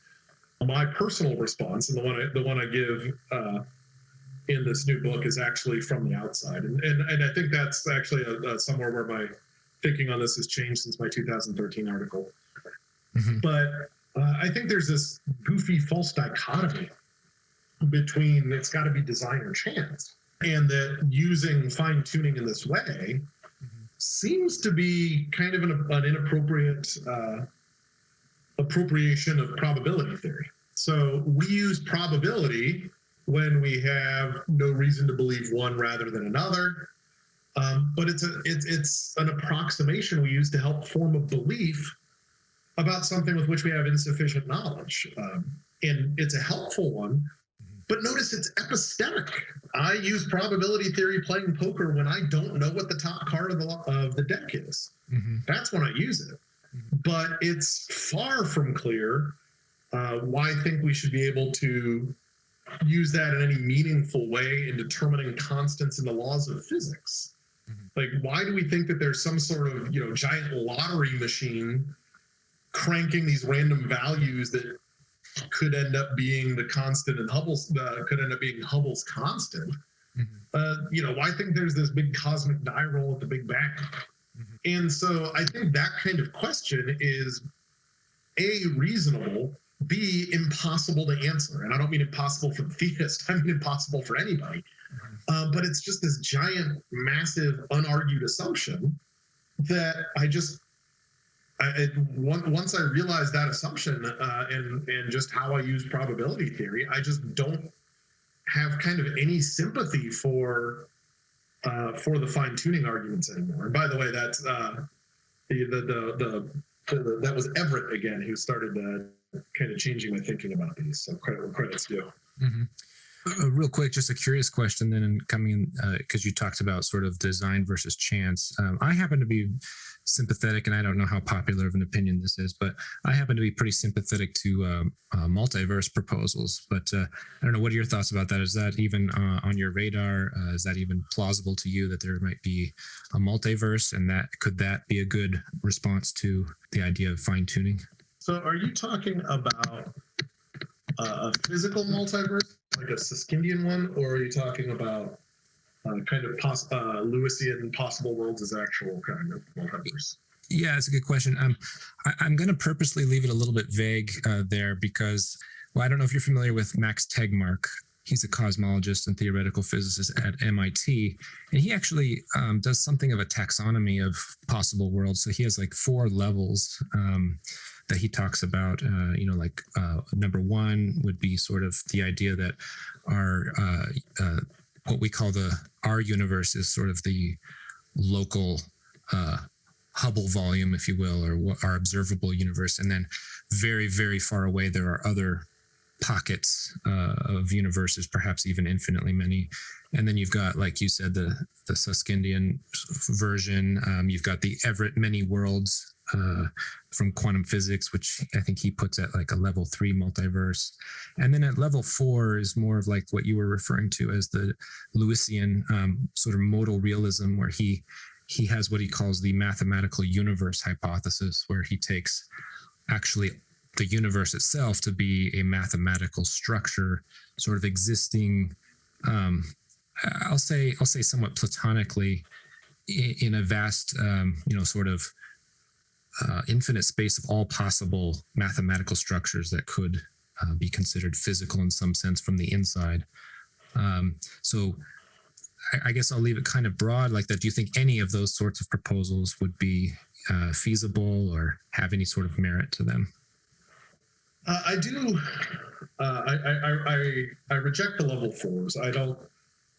Lewis is brilliant, but I think he just assumptions about modality run wild. I don't find anything particularly persuasive there for reasons I've been saying all day. Okay. Now, in terms of the other ones, they seem to be cosmological possibilities rather than metaphysical. And as a general rule, I tend to if the science ends up supporting that, such as the unraveling of string theory and then in dimension, if that implies multiple worlds, great. I'll probably start supporting multiple worlds. Yeah, sure. Now here's the interesting question: is to what degree do such things weigh in on the fine-tuning arguments? That's one of the ones that I find it a lot harder to go from one to the other. I find that even given a plurality of multiple worlds, possible worlds in that sense, there would have to be an infinity of possible worlds with different laws of nature to try to reply, right. Like a lot of people want to reply to the fine-tuning arguments, but that's a lot harder. I think that philosophers are very often a little too grabby about what constitutes a possible world to begin with.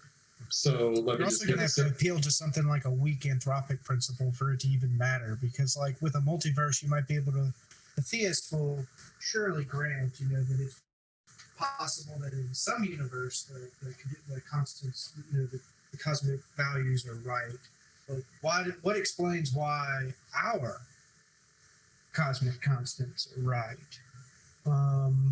And so you have to appeal to some. You'd have to say, look, that's the probability of that happening has to be 1 because we exist. And just the mere fact that we are observers and we observe that the cosmic values are right, what good has the multiverse really done us here other than generate the probabilities necessary to make something like the conditions that we observe possible for life, right? Is that?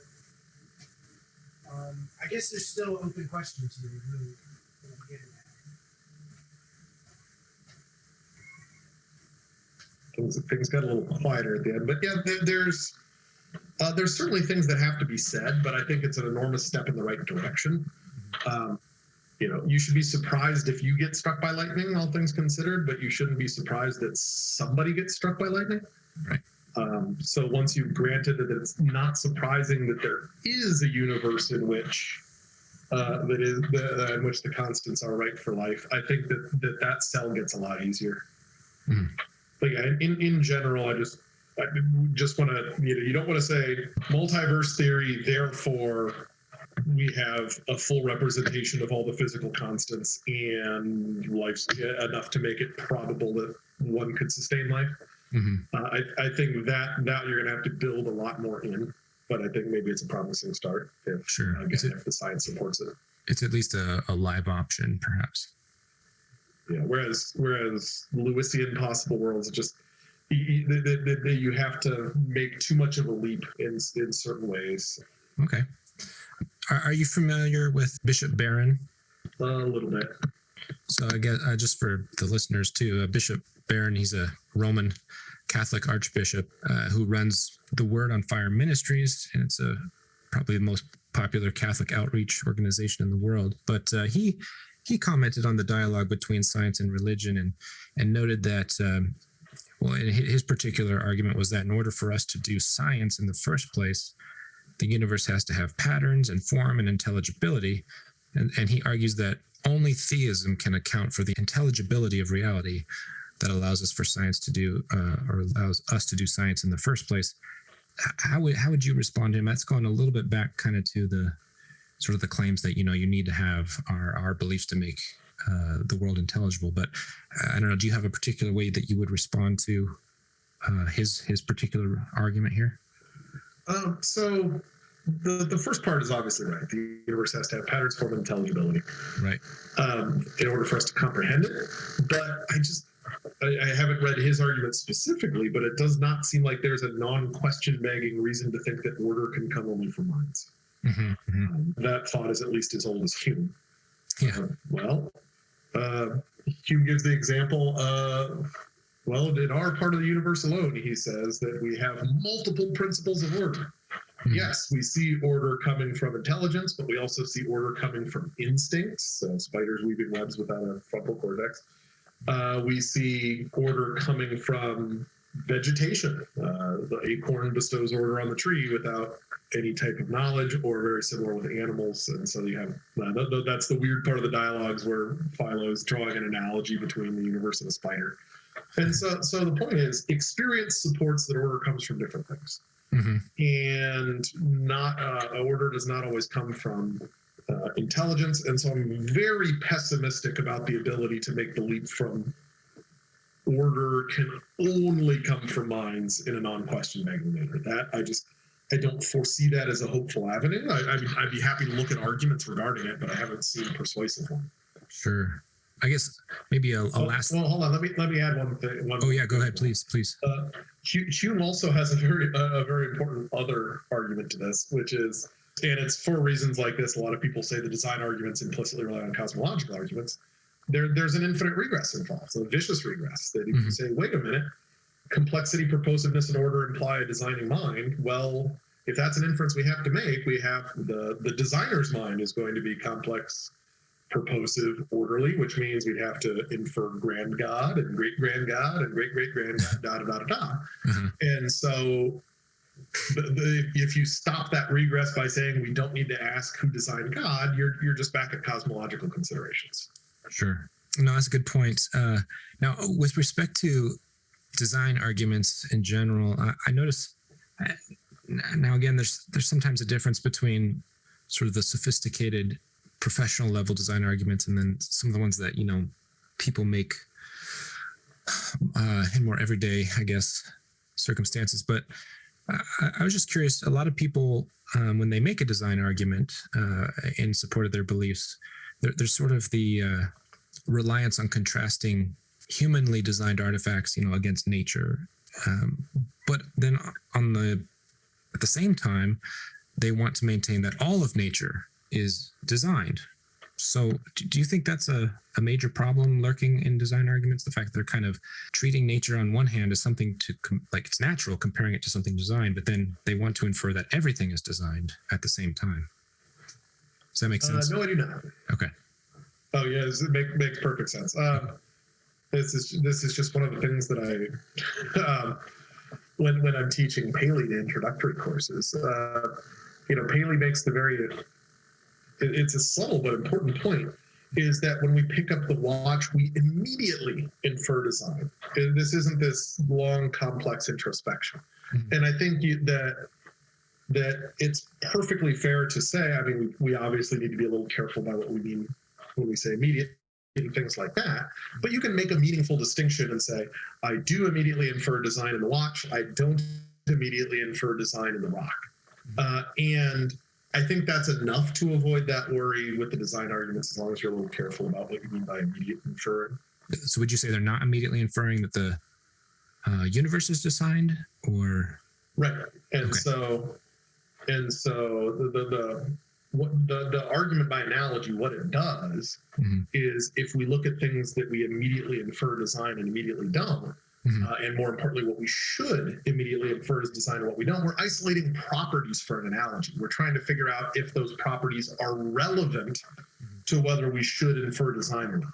Mm-hmm. And so you could see it as kind of a corrective that, we're not talking about whether we do infer design immediately with the rock, but whether we should. Mm-hmm. And so if I isolate the features that allow me to immediately infer design in the watch, but don't immediately infer it in the rock, that's actually very useful.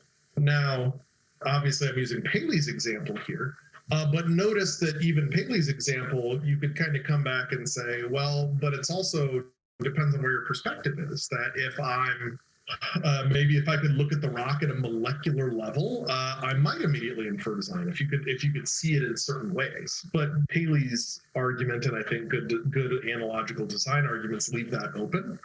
And I think that they're not begging any question in reasoning in that way, because otherwise it's just kind of similar to an old, you're always trapped in the web of your own experience. But if you can identify meaningful differences between the stone on the beach and the watch on the beach, that should be enough. Now, that's not to say the argument's successful. I just don't think the shortcoming is that one.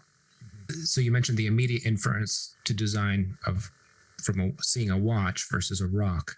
And I was curious if that immediate inference would apply perhaps to any rational creature whatsoever that came across a rock versus a watch, regardless of background knowledge.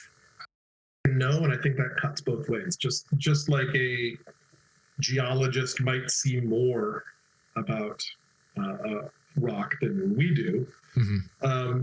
The people with less experience are going to see less in the watch. Now, we have to be really careful here. I'm not trying to straw man, but certainly a small child isn't going to make the distinction. Mm-hmm.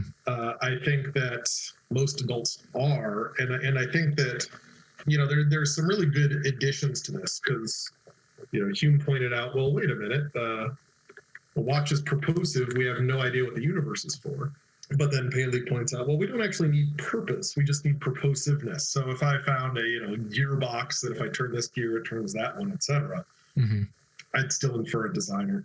But yeah, I think there's I think there's some subjectivism there, but I think it's I think that Paley is making a lot more user-friendly argument than, say, if he brought in a bunch of metaphysical assumptions as well. I think that if you are the type of person who would make those type of inferences, then there's some force to the argument before you consider objections. Mm-hmm. One last question here in terms of the design things. So it happens to be an open problem in cosmology as to why the universe began with such a low entropy state. Do you happen to think that is a potential place where theists might have a better explanation, or do you think that would just be arguing from ignorance? I think it's not a bad place for a theist to make an entrance. but I think it's one that, if they're intellectually honest, is going to be very, very double-edged, because if you do that, you're staking your claim to something that science in principle might be able to answer one day. Right.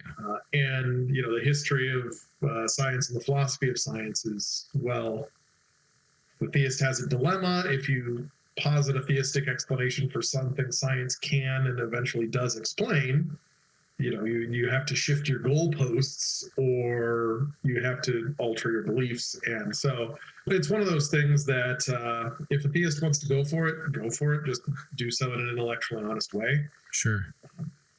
I think we know little enough about the initial states of the universe to really have strong intuitions about whether a theistic explanation is a better one there or not. And Fair so enough. it's there's probably not a lot of reward there, but I don't think it would be unreasonable for a theist to do so. Okay. So I guess this will kind of bring us into the, because you make some conclusion, or you have a section on conclusions regarding existential natural theology. And in terms of this explanation idea, there was in Wiley's Blackwell's contemporary debates in philosophy of religion, there was a discussion between Dr. Graham Oppy and Dr. Robert Koons. And this one was more in terms of the cosmological arguments. But since we kind of were talking here just a second ago about the initial entropy, I think this is something that applies. But the specific question was, does the universe have a cause? And if you don't mind, I'll just kind of read what Dr. Koons said, and then maybe you can give your thoughts on his response to Oppy. But here's what he said. He said, Graham Oppy does a fine job of analyzing the question of the existence of a supernatural cause of the universe when understood on the model of a scientific inference. I approach the question from a different angle, one that is more metaphysical and prior to typical scientific inquiry, focusing on the nature of causal inference in general, seeking to define the form it must take if any scientific knowledge is to be possible. And of course, that also relates a little bit to the Bishop Barron's argument that you already talked about. But what are your thoughts on Koons' response to Oppy in that regard? There's a couple of things to be said there. One is metaphysics is meta for a reason. And it kind of depends on your stance there. I think that anytime you starting with metaphysics is an odd position if you are starting with metaphysics in a way that can trump physics. I think that's inappropriate. I think meta should be taken as beyond physics rather than prior to physics. And I think that its job is to tackle the things the sciences can't. And so when Dr. Koons says, well, I'm going to start with the nature of causal inference in general, seems to be saying, I'm going to start with metaphysics independently of how well it meshes with physics. And that's what it sounds like. Now, whether that's what's happening or not is a different story, just from that little snippet. But I think that it's generally inadvisable to have a metaphysics that commits you to things about science that can end up being falsified, or that have been falsified. I think that philosophy starts where science stops.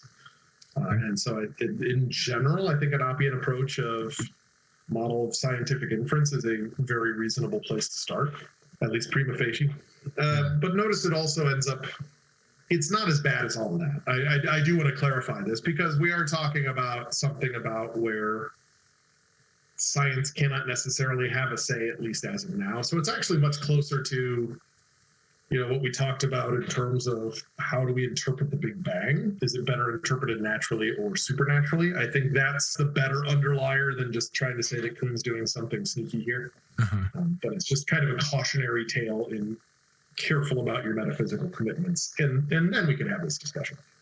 Sure. So going along with that, I guess a common complaint against naturalists and atheists is that they treat the issue of God's existence as more of a scientific hypothesis as opposed to a metaphysical explanation. So is there sort of a relationship going on there in terms of seeing theism as an explanatory hypothesis versus more of a metaphysical explanation?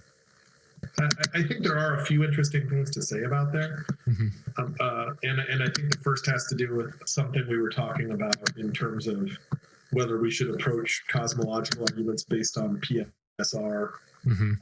versus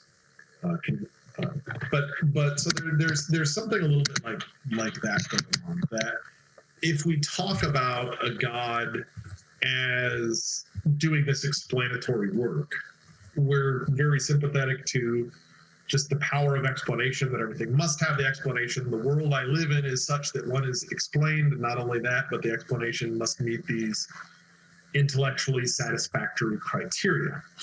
That's one way to go. If instead you talk about a God as a hypothesis, that once we start talking about, well, what data would a God predict? Now you're talking my language. I'm interested in hypotheses that do things, and not as interested in hypotheses that might slake a metaphysical thirst.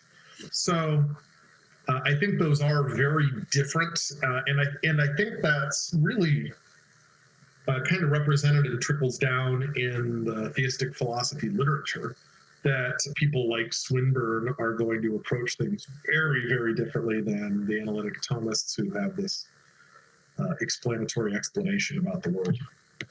I will say, and I think this is important, I'm not convinced atheist naturalism does have as complete an explanation as theism. Okay. I think that it might be reasonable to say that it's not any more intellectually nourishing when it comes to kind of the origin and ultimate explanation of things. I think that people don't like to talk about regresses or brute facts, or maybe the laws of nature are just necessary, and when we get to the rock bottom level. Yeah. I don't think people like to talk about that, and I think it makes them squirmy talking about that to some degree, and maybe even embarrassed. But I think that the benefits outweigh the costs, that it provides a much better explanatory hypothesis in more real-world applications. Okay, yeah. I got one more quote from J.H. Sobel here. It's a bit of a long one. Are you okay with that? Sure, go ahead. Okay. And if you need me to repeat anything, just let me know. But it comes from his Logic and Theism. And since we were just talking about design arguments and such, but this is his concluding remarks on teleological arguments. Here's what he says. Theistic explanations have always drawn their evidential support from facts for which no natural explanations were known. And so as the bounds of science expand and more of nature's puzzles are solved in nature's terms, the evidential supports for theistic hypotheses contracts, and at the limit, it vanishes. When this kinematic becomes evident to persons who are in initial sympathy with the methods of natural theology, something remarkable can happen to their arguments. The claim that facts, in order to be made intelligible, need to be understood in theistic terms can change. It tends to change from the claim that this is required for purposes of a good, open-ended, ordinary explanation of facts concerning many living things to be the claim that only by recourse to supernatural terms and necessary beings can one reach a really complete and finished understanding of anything at all. What begins as teleological arguments for designers are apt to end as cosmological arguments for necessary beings, as self-explaining ultimate causes or reasons for contingencies. What are initially entirely reasonable quests for ordinary explanations of certain aspects of nature have a way of degenerating into what are quite unreasonable demands for utterly impossible kinds of explanations of or grounds for contingencies. They have a way of doing this as the suspicion grows that in the end science and ordinary natural explanations are bound to appropriate to themselves all would-be evidence for supernatural explanations and all explanatory roles that theisms might perform. Whew. All right, so if you got all that, do you have any thoughts or insights on Sobel's perspective here? But you were kind of touching on the similar thing. So yeah, so if I heard you right, he actually, that quote starts with something that I find weirdly false, and that he's therefore being much more charitable to theists than maybe, not because he said that theistic explanations have always drawn their evidential support from facts for which no natural explanations were known. Mm-hmm. No, that's not true. You have people defending design arguments long after natural explanations like evolution argument. Mm-hmm. But having said that, I mean, that's just a small point. But I think it's more indicative of the actual answer I want to give here, which is, I think that's how intellectual progress has to go. I think I think there is kind of this realization that local design arguments are a non-starter, that the sciences have made all of them redundant and put them in the back seat. And we therefore have good reason to reject them. And so we have to shift. If we're not going to appeal to God about the design of the human eye, well, then we have to talk about God as designing the laws of evolution that account for the human eye. And so maybe a bit more sympathetically than Sobel is that this should happen. It's not just a moving the goalposts. Good intellectual honesty and care should move us away from local design arguments to global ones. And there's a couple of reasons we could talk about for that. But once we start getting into the global design arguments and we start talking about why these laws, and we start having to talk about the moment of creation, we're back at Kalam cosmological arguments. Right. By the way, that's not a new idea. Again, Kant said 200 years ago that design arguments implicitly assume cosmological arguments. Yeah. Would you say that you agree with Sobel on sort of the explanatory progress of natural and scientific explanations, and also sort of the shift in natural theology, sort of where we're going from a posteriori teleological arguments to more modal and a priori cosmological arguments?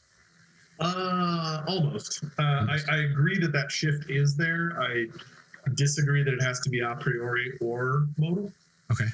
But I do think that the theists, if they're going to put God in the world somewhere, it has to be at a point of creation, at a beginning, and at a place where science, in principle, can't give us the answer. That's where they're going to be on the surest footing. And I think they're badly exposed if they do anything else. But notice that does kind of creates a little bit of a dilemma for the theists. Well, if theism predicts the world exactly as it is, then it just adds nothing and doesn't actually seed anything, and just seeds creation to the sciences. But if if it predicts something different, and those predictions are not borne out, then you've just created kind of a falsifier of your own view. Right. And so I think that also connects to the talk about meaning, like things like value and ethics, which I talk about later in the text, are things that theism in principle doesn't have to cede to science, and that might be kind of a complement to where they enter into things here. Right. Okay. We'll kind of move on then to the because you have a section devoted to the concept or concepts of God as well, which I think is interesting. And you go over several different models of God. And I think my first question would be, what are your thoughts on the classical theists like David Bentley Hart? And then I meant, again, Bishop Barron. And you got a lot of the Thomists who say that God is the ground of all being, or being itself, rather than being in the universe. And what are your thoughts on these views? Like, do you think something like being itself is even a coherent idea? Do you have any particular thoughts on those models of God? Yes and no. I think being itself is coherent. I don't have a problem with being itself, but if you talk about being itself as personal or being as some sort of emanation, those are a lot trickier concepts for me, which of course is the direction that Bentley Hart and Barron go. So. Right. Are there any particular models that you find would be like the most coherent or defensible? I think that's the Swinburnian model that, God has to be in time. I think it's the atemporal personhood is incoherent. Not simple in that sense, not immutable in that sense. I think those are much, much, much more defensible. I think that you lose very little by shifting to a God of that depiction. Okay. I don't think there's a lot of advantages to the depiction as classical theism. Sure. Well, yeah, and now that you mentioned it, could you kind of maybe walk us through a little bit of the problems of divine eternity and God's relationship to time, since you mentioned that as Sure. far as God should be in time. What are your thoughts and reasons for that? And it's I have reasons. I don't know if any of them are particularly unique. I think Nielsen did a really good job on a lot of this, but the only thing I add is I set up eternality as a dilemma. Well, either God exists in time or out of time. God is out of time. There's a lot of problems I'll get back to in a minute. But if God is in time, that's a problem as well, because then you have a perfect intellect seeming to twiddle thumbs for an infinity before creating, even though creation is supposed to be good. And so that's hard. Now, in terms of an immutable person, first of all, I've never really seen it defended except anything like vague analogies, like a person sitting on a hill looking at all these different things. In and of itself, that's not fatal, but it's a worry. I think one interesting discussion I had with a Thomist one time is it was definitely not his intent, but he convinced me quite thoroughly that an immutable deity entails determinism and no freedom of the will, because 5 minutes from now is equally real to God. And God is already godding on that time.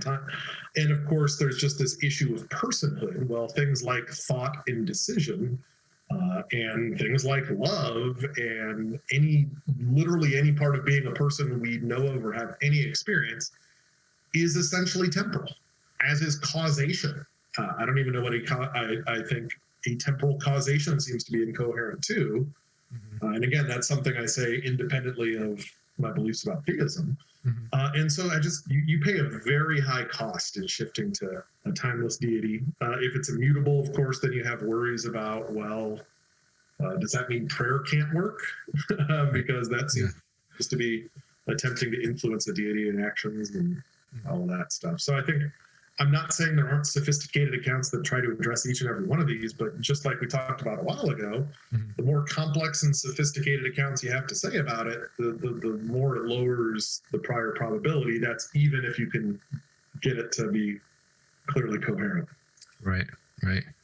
Well, and then you end this section actually with a list of 20 what you call different paradoxes. Do you have any in particular? 20, there's more. There's more. In that list, though, do you have any in particular that you find the most challenging or forceful that you would adopt as the best ones to use from that list? Obviously, I think if we're talking theism with a capital T, I think the problem of evil makes a brief appearance there. I think that one's hard. I actually it really bothers me, just not even just that an issue of philosophy of religion, but how I live my life is. There seems to be a deep tension between justice and mercy. And I like both of those things. But it bothers me that they're incompatible. So there's that one. And then just for classical theism, I think atemporal personhood is just nothing like what we mean by person. And I think it's right at the edge of incoherent on one side or the other. But more so, I just wanted to emphasize, the cumulative effect is what is really important. It's how this affects the probabilities when you have to address all of these if you want to be a theist, or I should say all of them if you want to be a classical theist. Obviously, Swinburne and crew is on a little better footing there. So that's a good transition to the problem of evil then, since you mentioned that as one of the rather tougher issues to overcome for capital T theists. Maybe an initial question would be, a lot of people have argued that Plantinga killed the logical problem of evil. What are your thoughts on that? Do you think that that's not quite true, or do you think he did sort of sufficiently address it and it's better to go with sort of an evidentialist approach, or do you think a logical one could be defended still? I think two things. One, I think it is better to go with an evidential approach, but I also think that he didn't kill the logical problem. Okay, yeah. The book has to be of necessity summative, but I footnoted some of the problems, and I think the biggest problem just is, I feel like people who think the logical problem is dead due to Plantinga just haven't taught much ethics. Like, it just seems false as an ethical principle that in order for something to be morally significant, the choice must be between right and wrong, because clearly choices between right and neutral are morally significant choices. And so, like, one of the heaviest assumptions that it leans on, just I give it an incredulous stare. Like, well, wait a minute, why even think that tenet's true? And then, of course, there's some details that apply much more fully to the evidential problems, is that every time you're trying to explain evil in some way, you have to account for degree and you have to account for distribution. Mm-hmm. And I think just saying free will by itself doesn't do that, because it doesn't seem to cover, okay, well, maybe it's good that the soldier bayoneting the infant can express their free will in committing murder, but it seems to not cover the latter's free will. And so if free will is a good in that way, it seems like it has to be a good for everyone, not just some of the individuals. Sure. Yeah. Even on the evidential side, I mean, we were really talking about a whole family of arguments here too, aren't we? Yeah. So we got like, I know there's Mackey and Smith, Schellenberg, Rose, Bruce Russell's, Sobel has a Bayesian version. Do you happen to find any of these in particular stronger than others, or are they all pretty? Yeah, yes, I do. But it also, I think it kind of depends on what your goal is. If you're trying to convince yourself that you're an atheist, Okay. well, I don't need to do that. But I think in terms of just pure objective power, I think that what Draper calls the Humean version, where you're comparing alternatives and abductively rejecting the least possible. And I think that could also be interpreted as Bayesian as well, by the way. But I think that's just from a pure logic, assuming a neutral starting point, that one would be the most powerful. Okay. I think Rose, by kind of starting from these very specific examples rather than distribution and predictions, that's going to, if your goal is kind of convincing someone of the power of evil, the power of the problem of evil, I think that it's a more persuasive piece, but that's not because it has better logical chops. I mean, it has good logical chops, but just might work in certain ways better. So Mackey obviously defended the logical version, which I've said my piece on, and presented his as human. So, but yeah, and I think the atheist naturalist here, well, just any atheist really, not just naturalist, it is just helped by just the appallingly unsatisfactory nature of theodicies. They're just like, the best ones aren't very even close to good. Building off of that, then, how would you respond to some of the theists who would say that the problem of evil presupposes something like objective morality, and that one needs to be a moral realist in order to make the problem of evil? And again, I don't know if too many like high-end philosophers would never necessarily say that, but I know going back to some of these popular apologists like Frank Turek, they claim that you're basically stealing from God. You gotta accept basically their version of morality in order to even make this argument work. How do you respond to that, or how do you recommend an atheist respond to someone who's taking that line of reasoning? So Turek definitely did that a lot in his book. I think, something I address a little later in my book. Well, it's just, unless you're really doing some mental gyrations, it's just wildly false to claim that you need to be a theist to be moral, or to have an objective grounding morality. Right. I have a pretty famous book by Aristotle, The Nicomachean Ethics, that was written by somebody who's an atheist for all intents and purposes. We have utilitarianism, we have deontology, we have lots of coherent, careful moral systems that do not require God in any sense. And so if you say, well, if you are an ethical realist, you're really a theist in disguise, I mean, it just seems like foot stamping. And it also seems to ignore a lot of biology too. Do you think? Oh, go ahead. I was just going to say, because we know a lot of non-human things that act quote unquote morally, and there's experiments where monkeys recognize injustice for crying out loud. And I don't think there's any experience to show that monkeys could be theists. Right. But it's just so contrary to reality. Having said all of that, it's important to really realize that all you really need for the problem of evil is if there's any sense in which you could say that someone is blameworthy for allowing more than a certain amount of suffering. And that's pretty morally neutral and independent of which meta-ethic you adopt. I was going to say, do you think a person needs to even be a moral realist to run the problem of evil argument? No, because ultimately the problem of evil is playing the theist game. That, well, if the theist grants that theism would entail moral realism, the problem still goes full force, regardless of whether the person presenting the problem is a moral realist. Right. It's more like a reductio sort of thing. Yeah. Yeah. What do you think of, and maybe you can explain a little bit of your understanding of, and what critique you might give of skeptical theism's response to the problem of evil? How would you address their approach and sort of defense against it?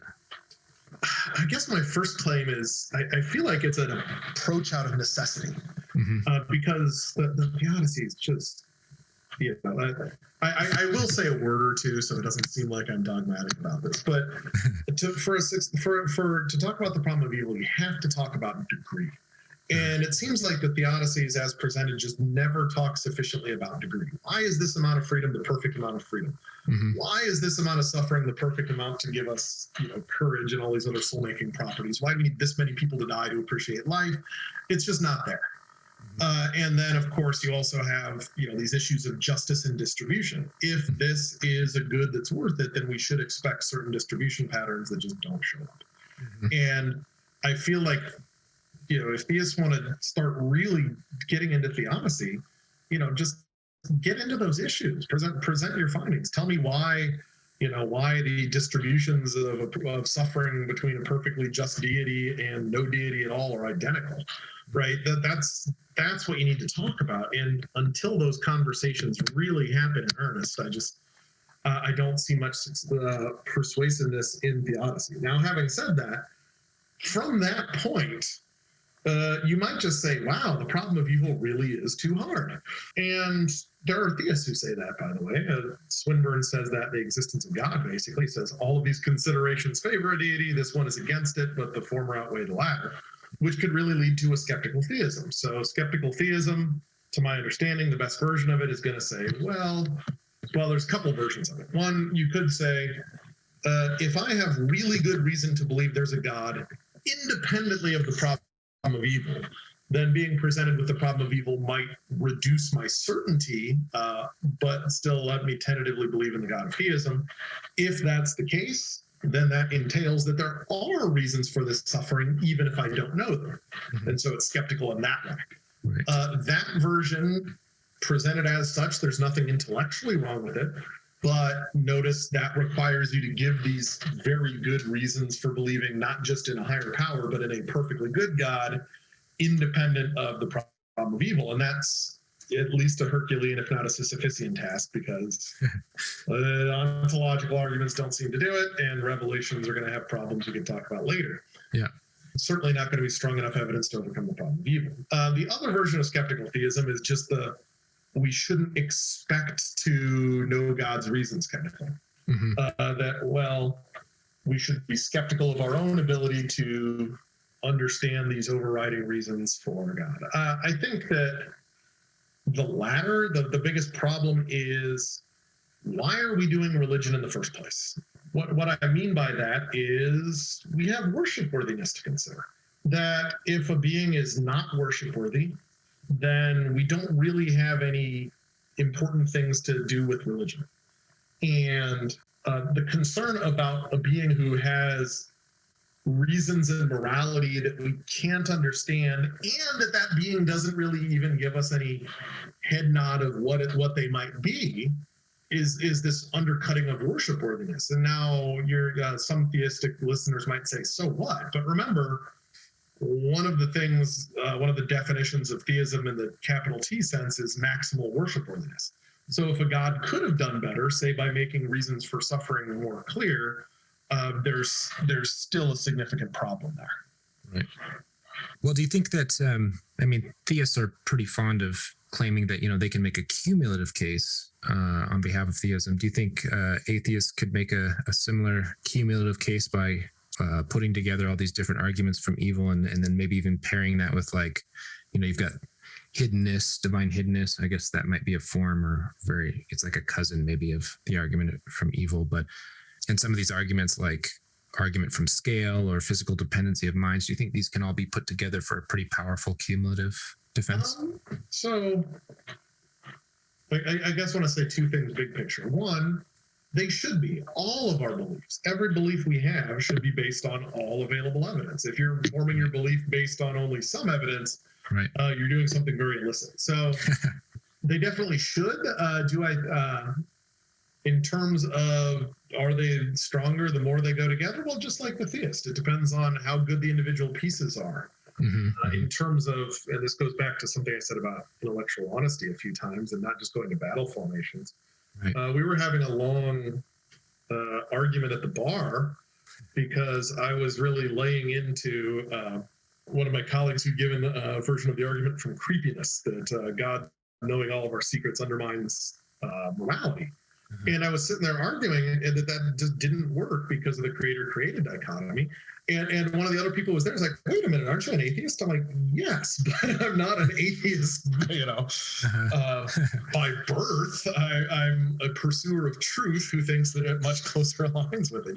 And so, as a practical concern, I think it actually hurts theists when they just throw it at the wall and see what sticks, or raise it up the flagpole and see who salutes. And I think it hurts atheists as well. I think that dialectically, if you put out an obviously flawed argument, I think that's going to weaken your position better than it strengthens it. So just be careful with your cumulative cases and really put the ones that actually contribute to belief rather than ones that sound snappy that might convince somebody. And yes, I think you can do that.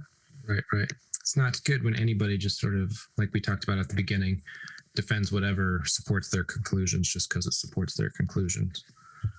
Let's go on to the section on the character of revelation.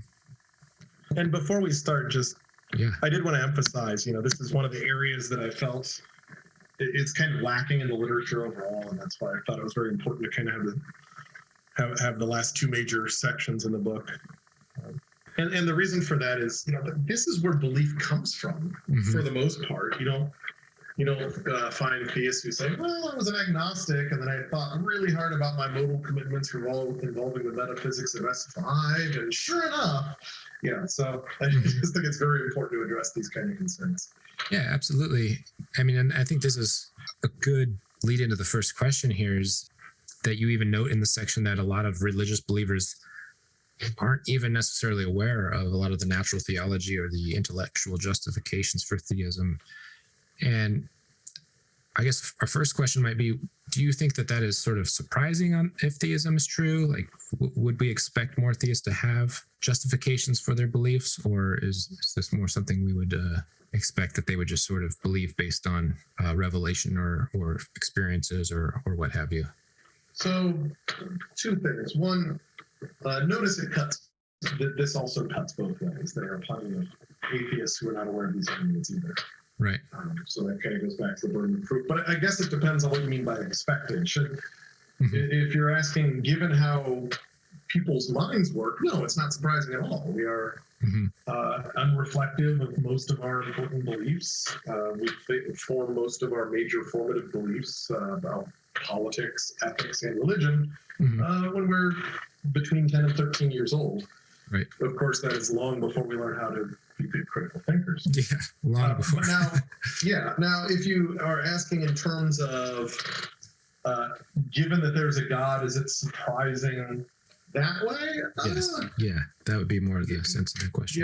There's, I think you could probably form an inductive argument that comes out slightly in favor of atheist naturalism, given that, but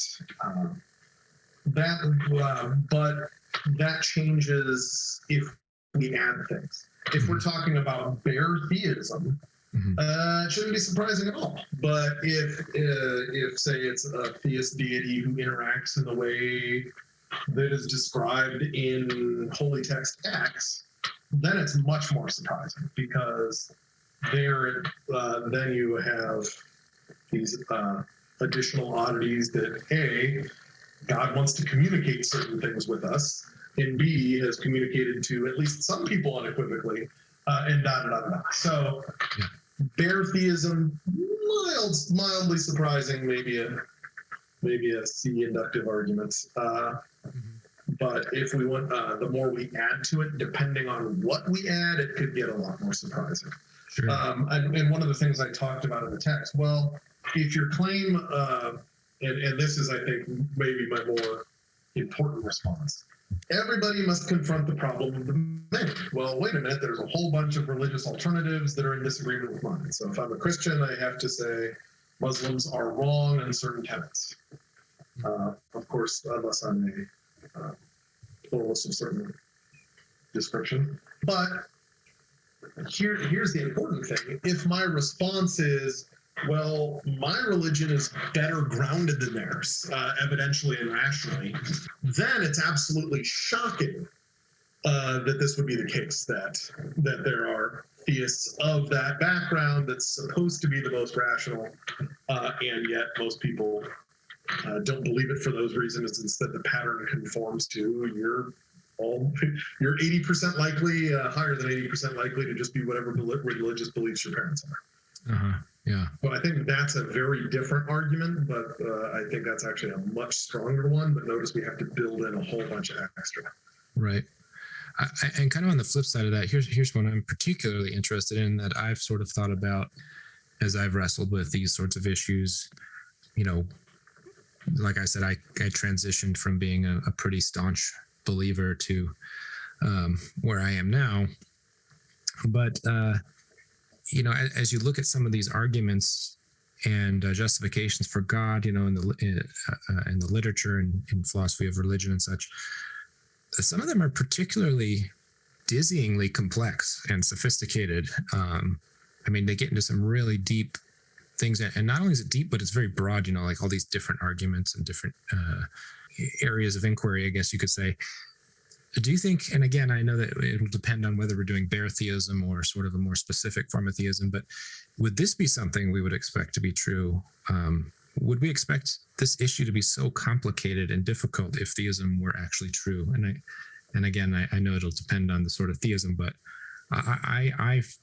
my reaction is that I don't think we would find it to be such a difficult, you know, where you have to have like nearly several PhDs to really understand all these things in order to try to really figure it out. What are your thoughts? I think with bare theism, it's prima facie not a reason against. Mm-hmm. Because bare theism doesn't entail that a God interacts with the world or wants us to do things. Notice those are the two things that would actually get to, so a God would want us to know it was there. Right. And so, yeah, bare theism, it doesn't bother me at all. There are some complex things in this universe. Right. You know, I don't know how familiar you are with the story of Fermat's last theorem. Mm-hmm. Yeah. But he mentions this little theorem in a margin and says the proof won't fit on this page. And yeah. Thanks more than a couple PhDs and several hundred pages of work later, there's the proof. Yeah.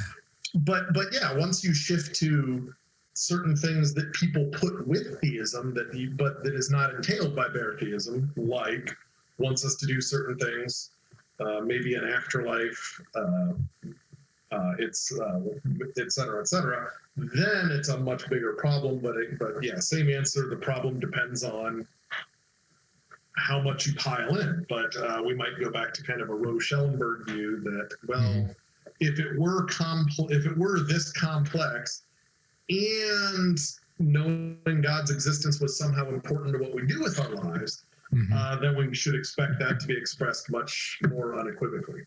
Right.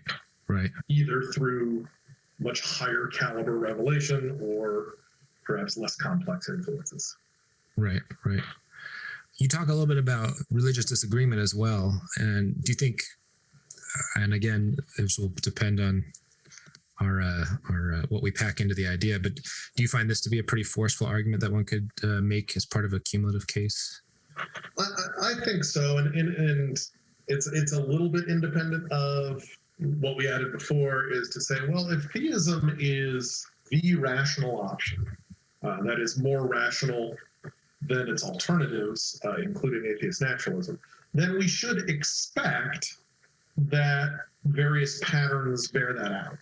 We should expect more rational and more educated people to be edging towards theism. We shouldn't expect these kinds of inter-religious disputes regarding the nature of theism that we see. And so I think with that kind of prediction of data, I think it strongly undermines theism as most rational in terms of its competitors, but I think it also provides some undermining of the more general claim. This is good lead in then to sacred texts as well, since a lot of people claim that God has revealed itself through some form of a sacred text. Could you maybe outline some of the primary challenges? So you obviously wrote in this section, but the primary challenges to Scripture that you discuss, like what are some of the main challenges here? So just for the listeners out there, I try very hard not to be a Christian-centric philosopher of religion generally, but I know that's the religion with which most of my readers are the most familiar.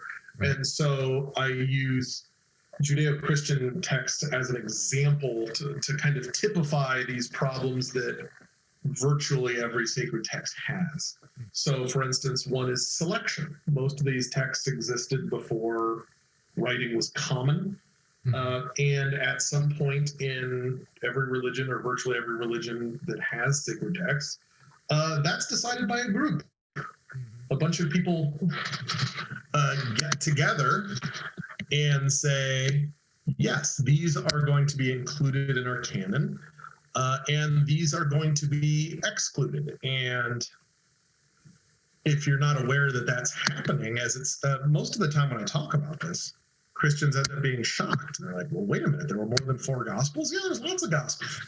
But only the 4 that matched each other the best ended up making the cut, so to speak. Right. And so that's a significant issue, because then what are you going to do with that information? Well, if a bunch of, I usually use gender neutral language too, but in these cases it's actually not appropriate. When a bunch of men get together and decide which texts go into the canon, if I want to say that their selection was a correct one, I must say that it was guided in some way, and those kind of stories, they do exist. I don't want you to think otherwise. But so, for instance, the Catholic Church then said, well, they were guided by the Holy Spirit, which is guided the church sense. Consistent story, but without independent evidence that there is a Holy Spirit, which is a really hard sell for reasons we can talk about if you really want. Just doesn't end up being that good. And then much worse for those that followed after the Magisterial Reformation, where Luther took books out of the Bible. Well, did the Holy Spirit stop following the Catholic Church and follow Luther? And before you start putting too much privilege on Catholicism, remember they also split with the Orthodox Church as well. And so that's what we call the problem of selection, or at least I call the problem of selection. And again, not unique to Christianity. In Christianity, we know where a bunch of folk got together and resolved which books were going into the canon. But you also have that with the Pali Canon and a Theravada Buddhism, and you have, of course, the Delegation of 12 forming the Quran, et cetera, et cetera. So that's one general problem. Another one is what I call problems of transmission. Well, even when that's assembled, it still has to get from there to here. We don't have any of the original documents in Christianity. The oldest ones are copies of letters of Paul. And then we also have things like monks inserting. We know passages have been inserted. Some of the older texts we find might indicate passages were taken away, etc. And I'm going to talk about the relevance of all of this stuff in a minute, but of course, then there's also all these errors, and historical errors, geographic errors, scientific errors, internal contradictions.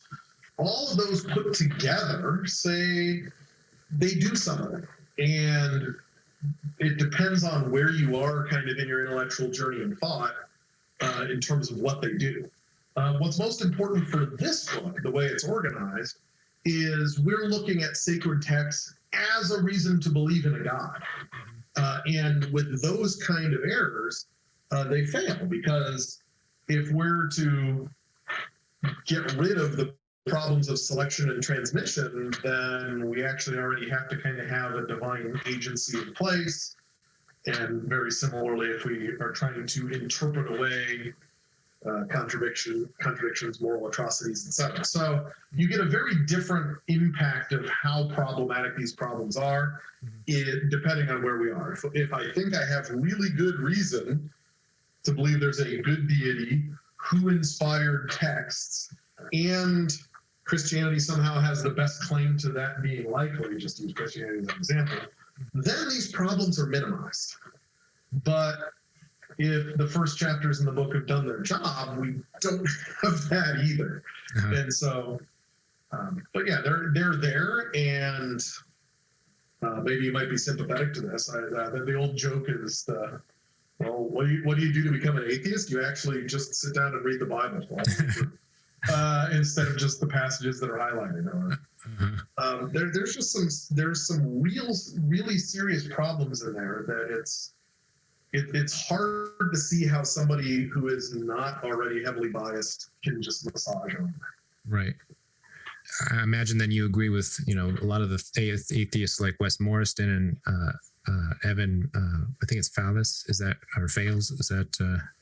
I've heard Fales. Right? Yeah, Fales. I was hoping I'm pronouncing his name right. But they've offered some pretty trenchant critiques of God as pictured in the Old Testament. And so you got the ideas of like divine evil based on Old Testament violence and some of the divinely mandated commands. So I imagine you're pretty sympathetic to these being forceful against revealed religion. Would that be fair? Well, that's too strong a conclusion. But first of all, I always say Tanakh because Old Testament implies that Christianity is somehow correct. Sure. But there's a couple things. One, if you're not a Christian, and say you're of the Jewish persuasion and you're reading through the Tanakh, you're not always committed to these tenets of theism, such as moral perfection. And so some of these moral atrocities can be massaged away, but it's especially, pardon the pun, it's especially damning for the Christian for two reasons. One, they're tend to defend a theistic picture where the God is perfectly good that is strongly undermined by these stories. But of course, two, the other issue is they're also trying to appropriate this. And so there's also this high tension between how God is depicted in those two. So it creates kind of this double problem. Now, the last question you said was, do you think these arguments are forceful to revealed religion? Some revealed religions, such as Christianity. Yeah, fair enough. Oh, just as a quick anecdote, I was at a discussion once about this, and somebody was talking about this, and someone who was the Jewish faith in the room, I just said, it says right there, my God is a jealous God. Why are you trying to sell moral perfection on us? So yeah, okay. But notice that, but notice that's a cost benefit too. Sure. Yes, moral perfection entails a lot of difficulties, but you lose some things as well. So. Right. One of the biggest issues for me with regards to Christianity in particular was the idea of an eternal, and I know not all Christians hold to the same idea, but it seems to be the I wouldn't say popular view, but the more common view that there is an eternal conscious hell, and to me that seems irreconcilable with a perfectly good God. That any sort of theism that posits both of those things just can't possibly be true.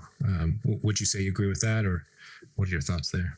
So let me work backwards. There's definitely a very high tension. And so you have to look at the Christian explanation for that eternal damnation, which is, again, I'm using Christian deliberately there because they seem to be the only ones with this really firm sense, perhaps the Islam depending on the branch.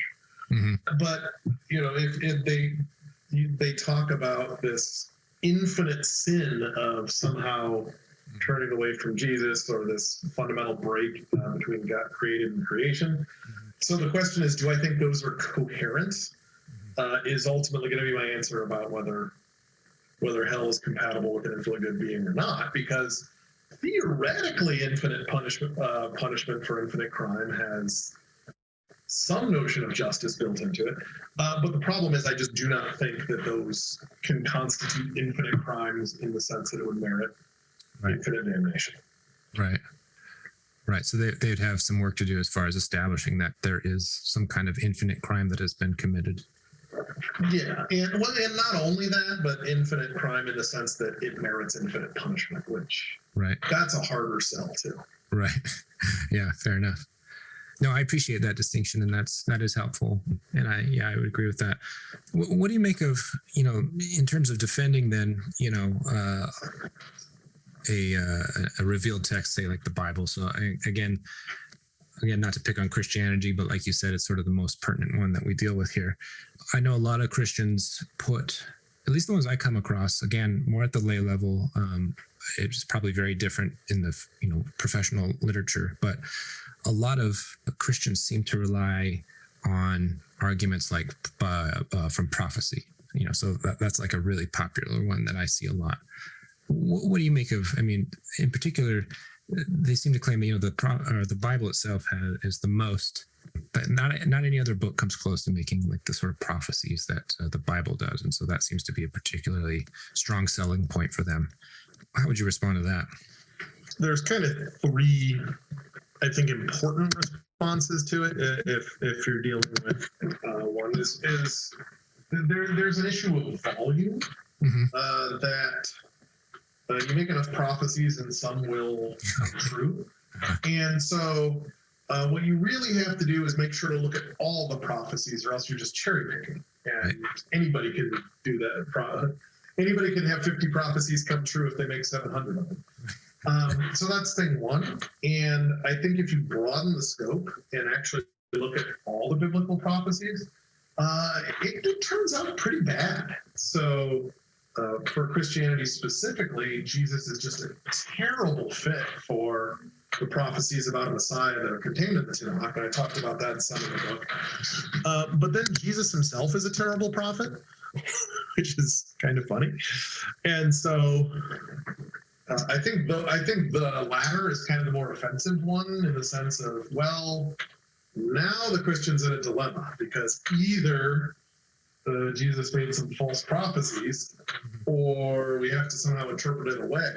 The problems with the former are manifest if you're saying Jesus is God in some way, or if we should merit his words. But then if we're interpreting it away, it's just the prophecies become kind of meaningless. That everything can turn out to be a true prophecy if you massage it enough. So let's start just as an example of kind of what I'm talking about is Jesus keeps talking about being dead for 3 days, and last time I counted it was a day and a half. and so the question is, well, what are you going to do with that information? If you say, oh, well, he was on 3 different calendar days, and you can make a consistent story there.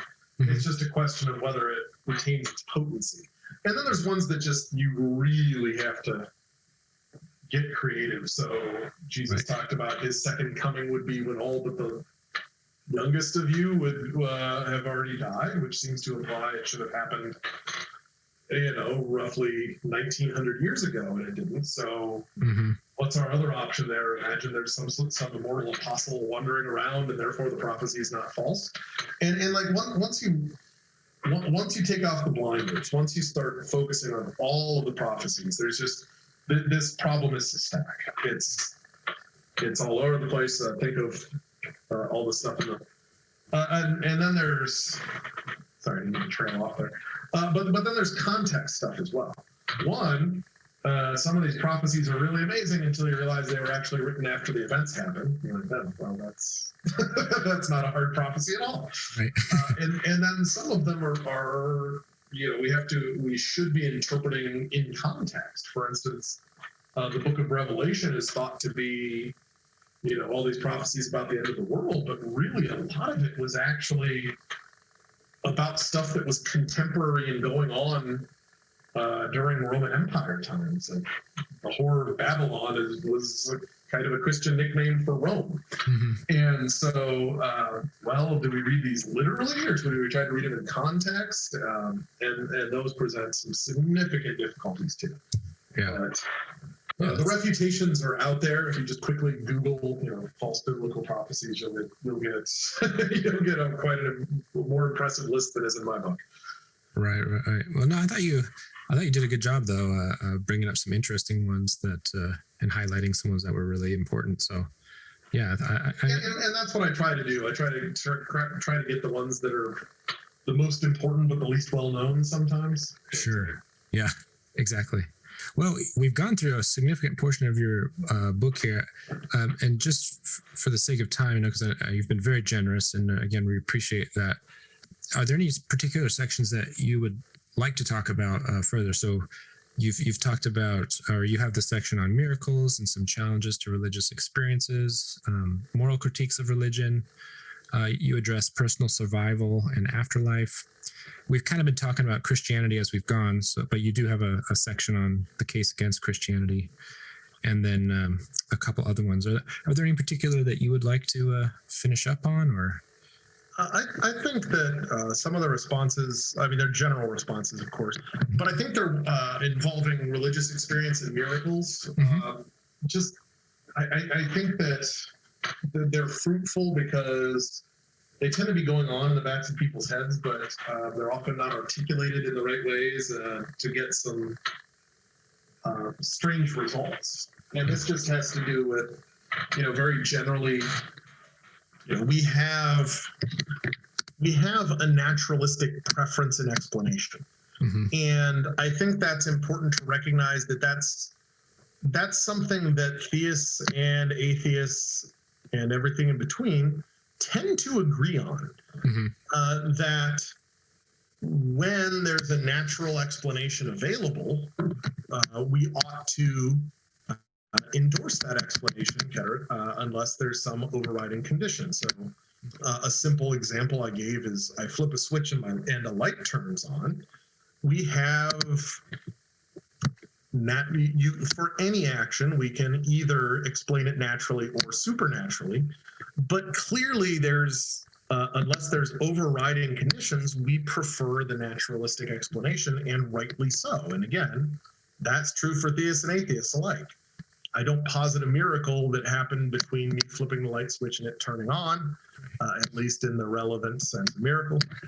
And so I think that when we talk a little more deeply, we can and we should have this preference for naturalistic explanation. But as soon as we realize that and combine it with one other thing, there's some really interesting results. So when we combine that with the problem of the many, that, well, if I am a Christian, I reject all the miracles of Muhammad, for instance, and then you say, okay, but how? Well, I explain them naturally.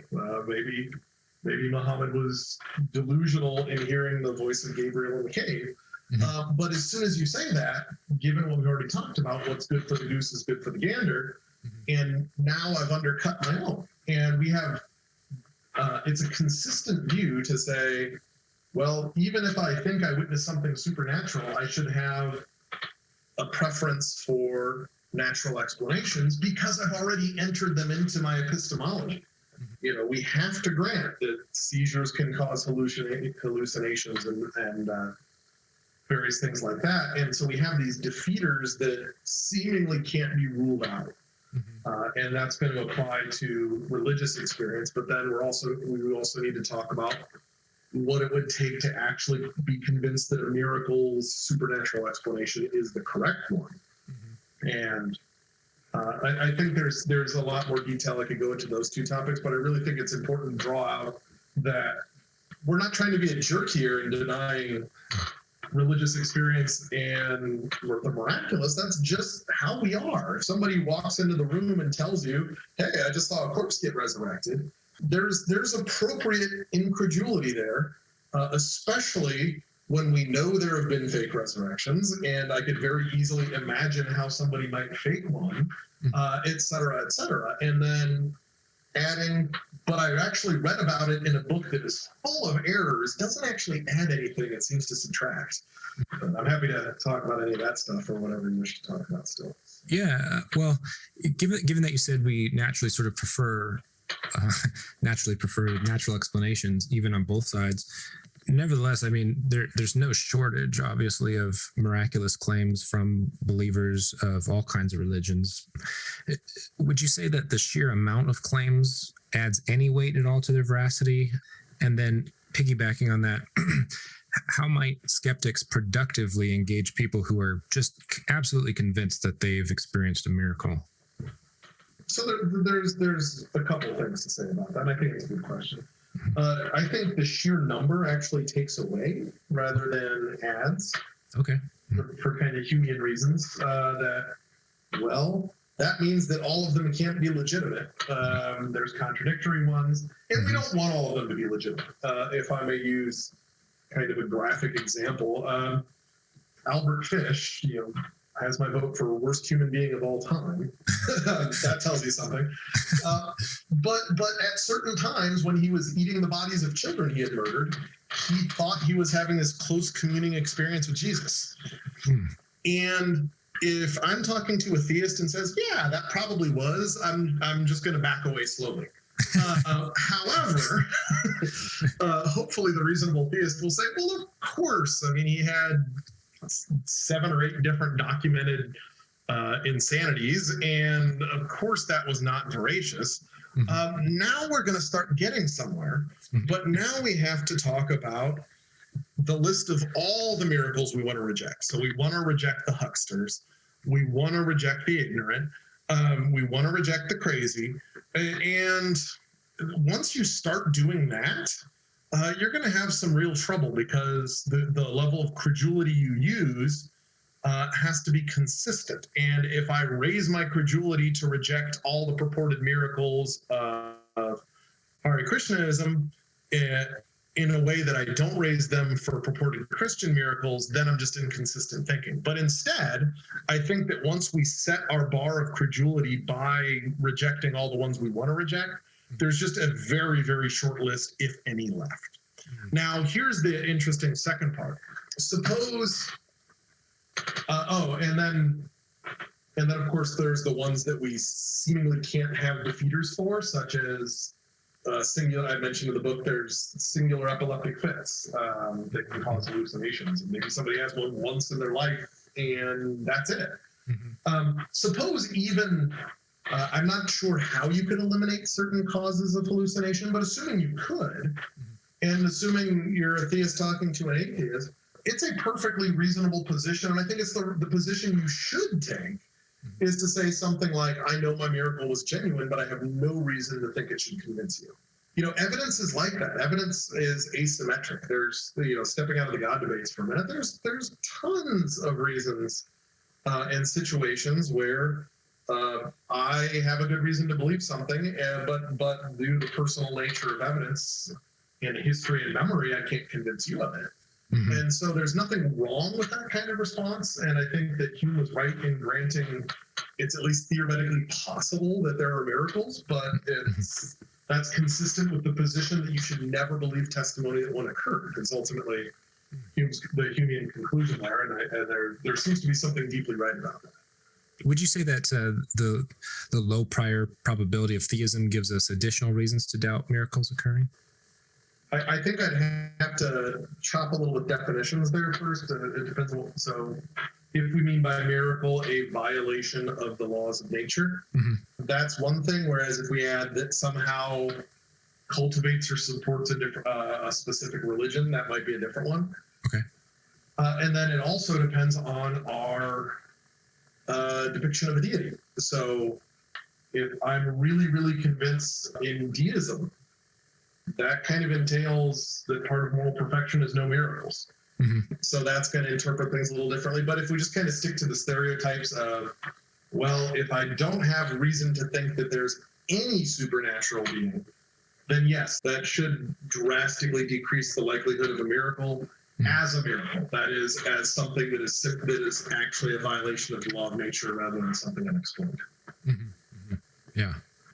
Would you say that there's any point at which interpreting some event as a miracle might become the best explanation? And if so, what would it take for that to become the more reasonable position rather than, say, holding out for a natural explanation?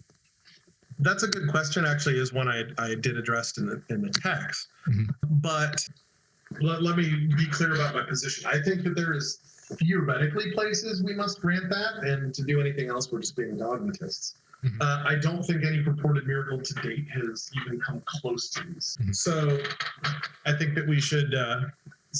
So I already talked about what I called the reasonability requirement, that we should posit a natural explanation rather than a supernatural one, right, if it's commonly experienced reasonable explanation, which means we should, at minimum, only posit a miracle if, in the absence of such explanations.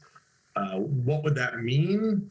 It would seem to require, I think, just think in terms of if somebody walked in and said they just witnessed a resurrection, what would it take? There would need to be sufficiently skeptical observers, that is, people who are asking the right questions, making sure they're covering all the possibilities, thinking of alternate explanations, etc. And by the way, there's nothing in the sense of skeptical observer I'm using, there's nothing that says you have to be a skeptic about religions. Catholic Church works pretty hard to debunk miracles, for instance. But just people who would put forth a full and adequate effort to try to uncover a natural explanation. But you would also need, and this is a part that people forget sometimes, they can't just be skeptical, they also have to be qualified. right, They have to be sufficiently well versed in whatever the relevant scientific field is to be able to recognize a natural explanation if it were present. So right, if we're talking about purported resurrections, perhaps a doctor who did an autopsy who checked for known toxins that put them in a death-like state, etc. mm-hmm, And so there's those. We might also add that the miracle should accomplish something, because otherwise it's just seems to be weird magic. And then lastly, we'd have to have the chain of testimony that brings the account to us is also very highly credible. Firsthand witnesses, extremely trustworthy sources, multiple trustworthy sources, etc. So I think if you had all of those together, there would be some reason to believe a miracle. I should probably add, and it would also have to be something that isn't like at the cutting edge of science. sure, If we don't know whether this certain drug kills you or puts you in a coma, it's pretty silly to say that there was a resurrection. right, So it has to be things that are generally well known what the natural explanations are. yeah. But I think if you had all of those things that could theoretically happen, nothing even mildly close to that has ever happened that I'm aware of. Right. And kind of going along with that, how would you respond to the charge that atheists simply rule out miracles from the start? That seems to be what a lot of people think. Well, I mean, I just very clearly didn't, but yeah, no, you didn't. But that seems to be what a lot of people think, is that, well, you just don't even allow them to start. So of course you're not going to. They kind of just think we're being stubborn, perhaps, and maybe to an appropriate degree we are, but they mistake that as like, you rule them out from the start. Well, I mean, there's probably two things to be said about that. Mm-hmm. One, I think that has to do with an old stereotype of kind of a caricature of Hume's anti-miracles argument, in part kind of the inquiry. It was presented as basically question begging, ruling out the impossibility of miracles, which is of course not his argument. But nevertheless, that kind of caricature of arguments against miracles has lived a long, healthy life since then. So that's just kind of a generative where these kind of things come from as a rule, I think. Yeah. But I think probably the important second one is also to remember, prior probabilities here. If you don't have independent reasons to think that there is a deity who fiddles with creation once in a while, then you're going to have a spectacularly high level of incredulity. And then maybe it's just apples and oranges. Maybe the reason that they're just not recognizing or that's really a significant difference, that their account of miracles is going to have a different prior probability simply because they've already helped themselves to a lot of the points of disagreement. And by the way, that's also one of the reasons for the structure of this book. Well, let's look at miracles, assuming these typical justifications for theism don't work, is going to be a very different case than if they do. Right. Yeah. let's see. Well, would you like to end on any particular section? So we do have the religious experience, but we've kind of brought that in underneath the discussion here on miracles. But is there any? Go ahead. Yeah, I think there's a really important issue that I don't want to lose the forest through the trees on. Yeah. Is that when we're talking about theism, and we keep talking about all these different additions to theism, mm-hmm. there's this interesting kind of correspondence with it seems like the more unreasonable assumptions are added to theism, mm-hmm. the more harmful the beliefs become. Mm-hmm. And I spent a whole chapter kind of talking about what are the most harmful components of religion. And I think that's an important disambiguation that, first of all, on the atheist end, it's just false, just wildly, despicably false that religion only causes harm. Mm-hmm. I still volunteer at some Catholic charity events, for instance. Okay. But I think it's important to realize that where do these harmful and pernicious consequences come from? They don't come from bare theism.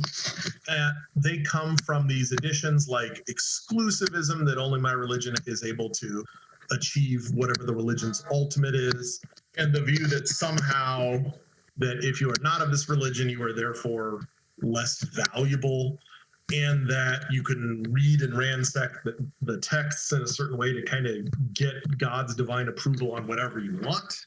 Mm-hmm. These are all things that have kind of terrible philosophical pedigree. There's no good arguments for a lot of these things. Right. But at the same time, that's what causes harm. Mm.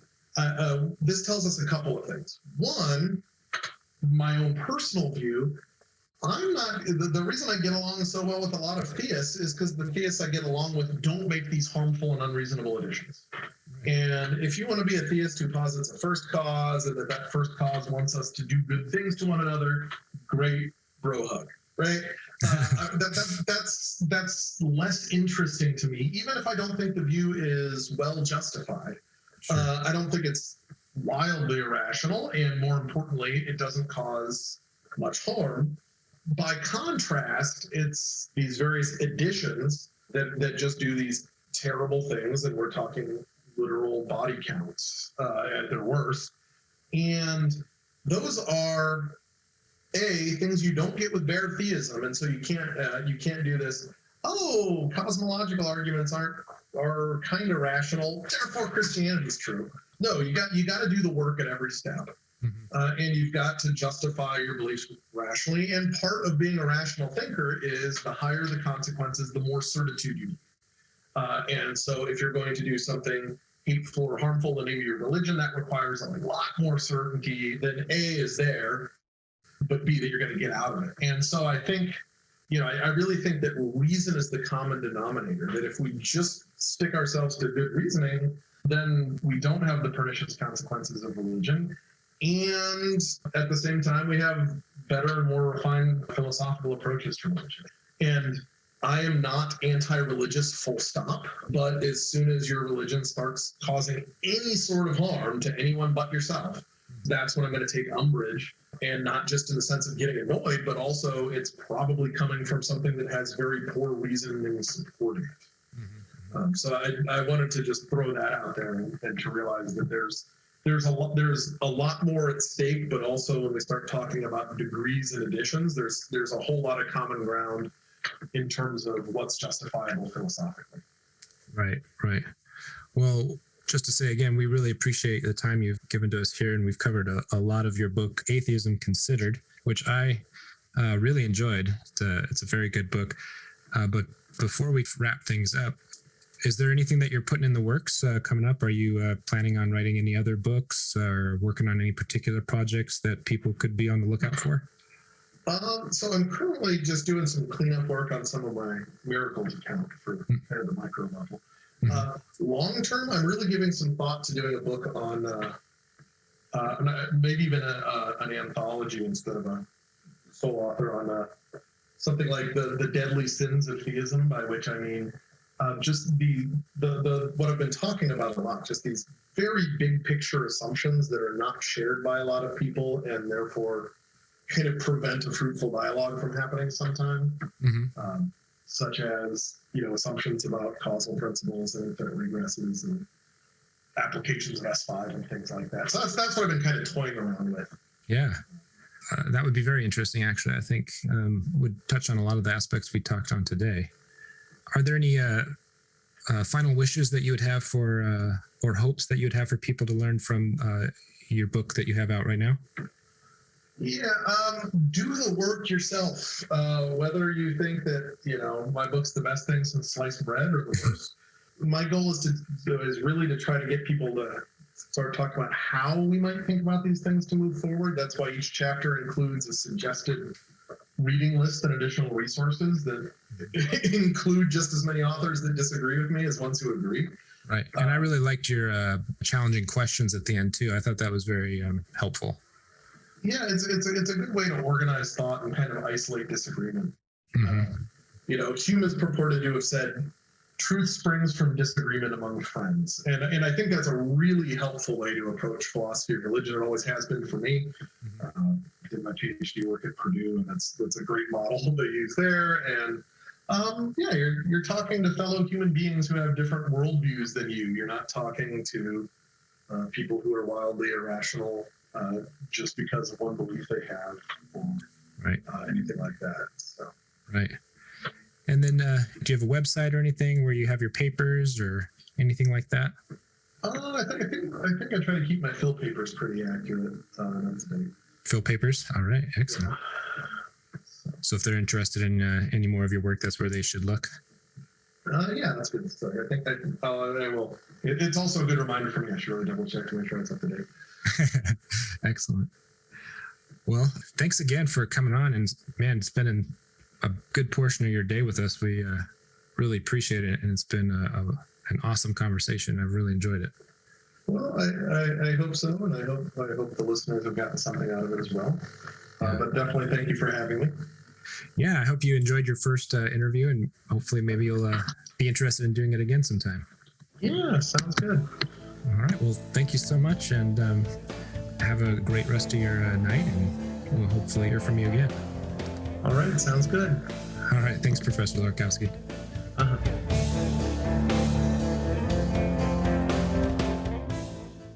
If you enjoyed this interview and more broadly enjoyed content of this kind, please subscribe to our channel to see more interviews and other interesting philosophical content. Do philosophy with us by sharing your thoughts in the comments below. We'd also love to get your feedback and any suggestions for future videos. Be sure to like our Facebook page and follow us on Twitter. And if you'd like to help us continue to provide quality atheological content, please consider becoming a patron of Real Atheology and contributing even just $1 per video. Sharing our content on social media is also a great way to help us out. The Real Atheology team appreciates its current patrons, with a special thanks to Robin Willems, Ed Atkinson, Kim Chkovsky, Jason, Kashi Samarawira, Paul Pinos, Lucas Stewart, and Brandon McCleary. Again, thanks for joining us, and until next time.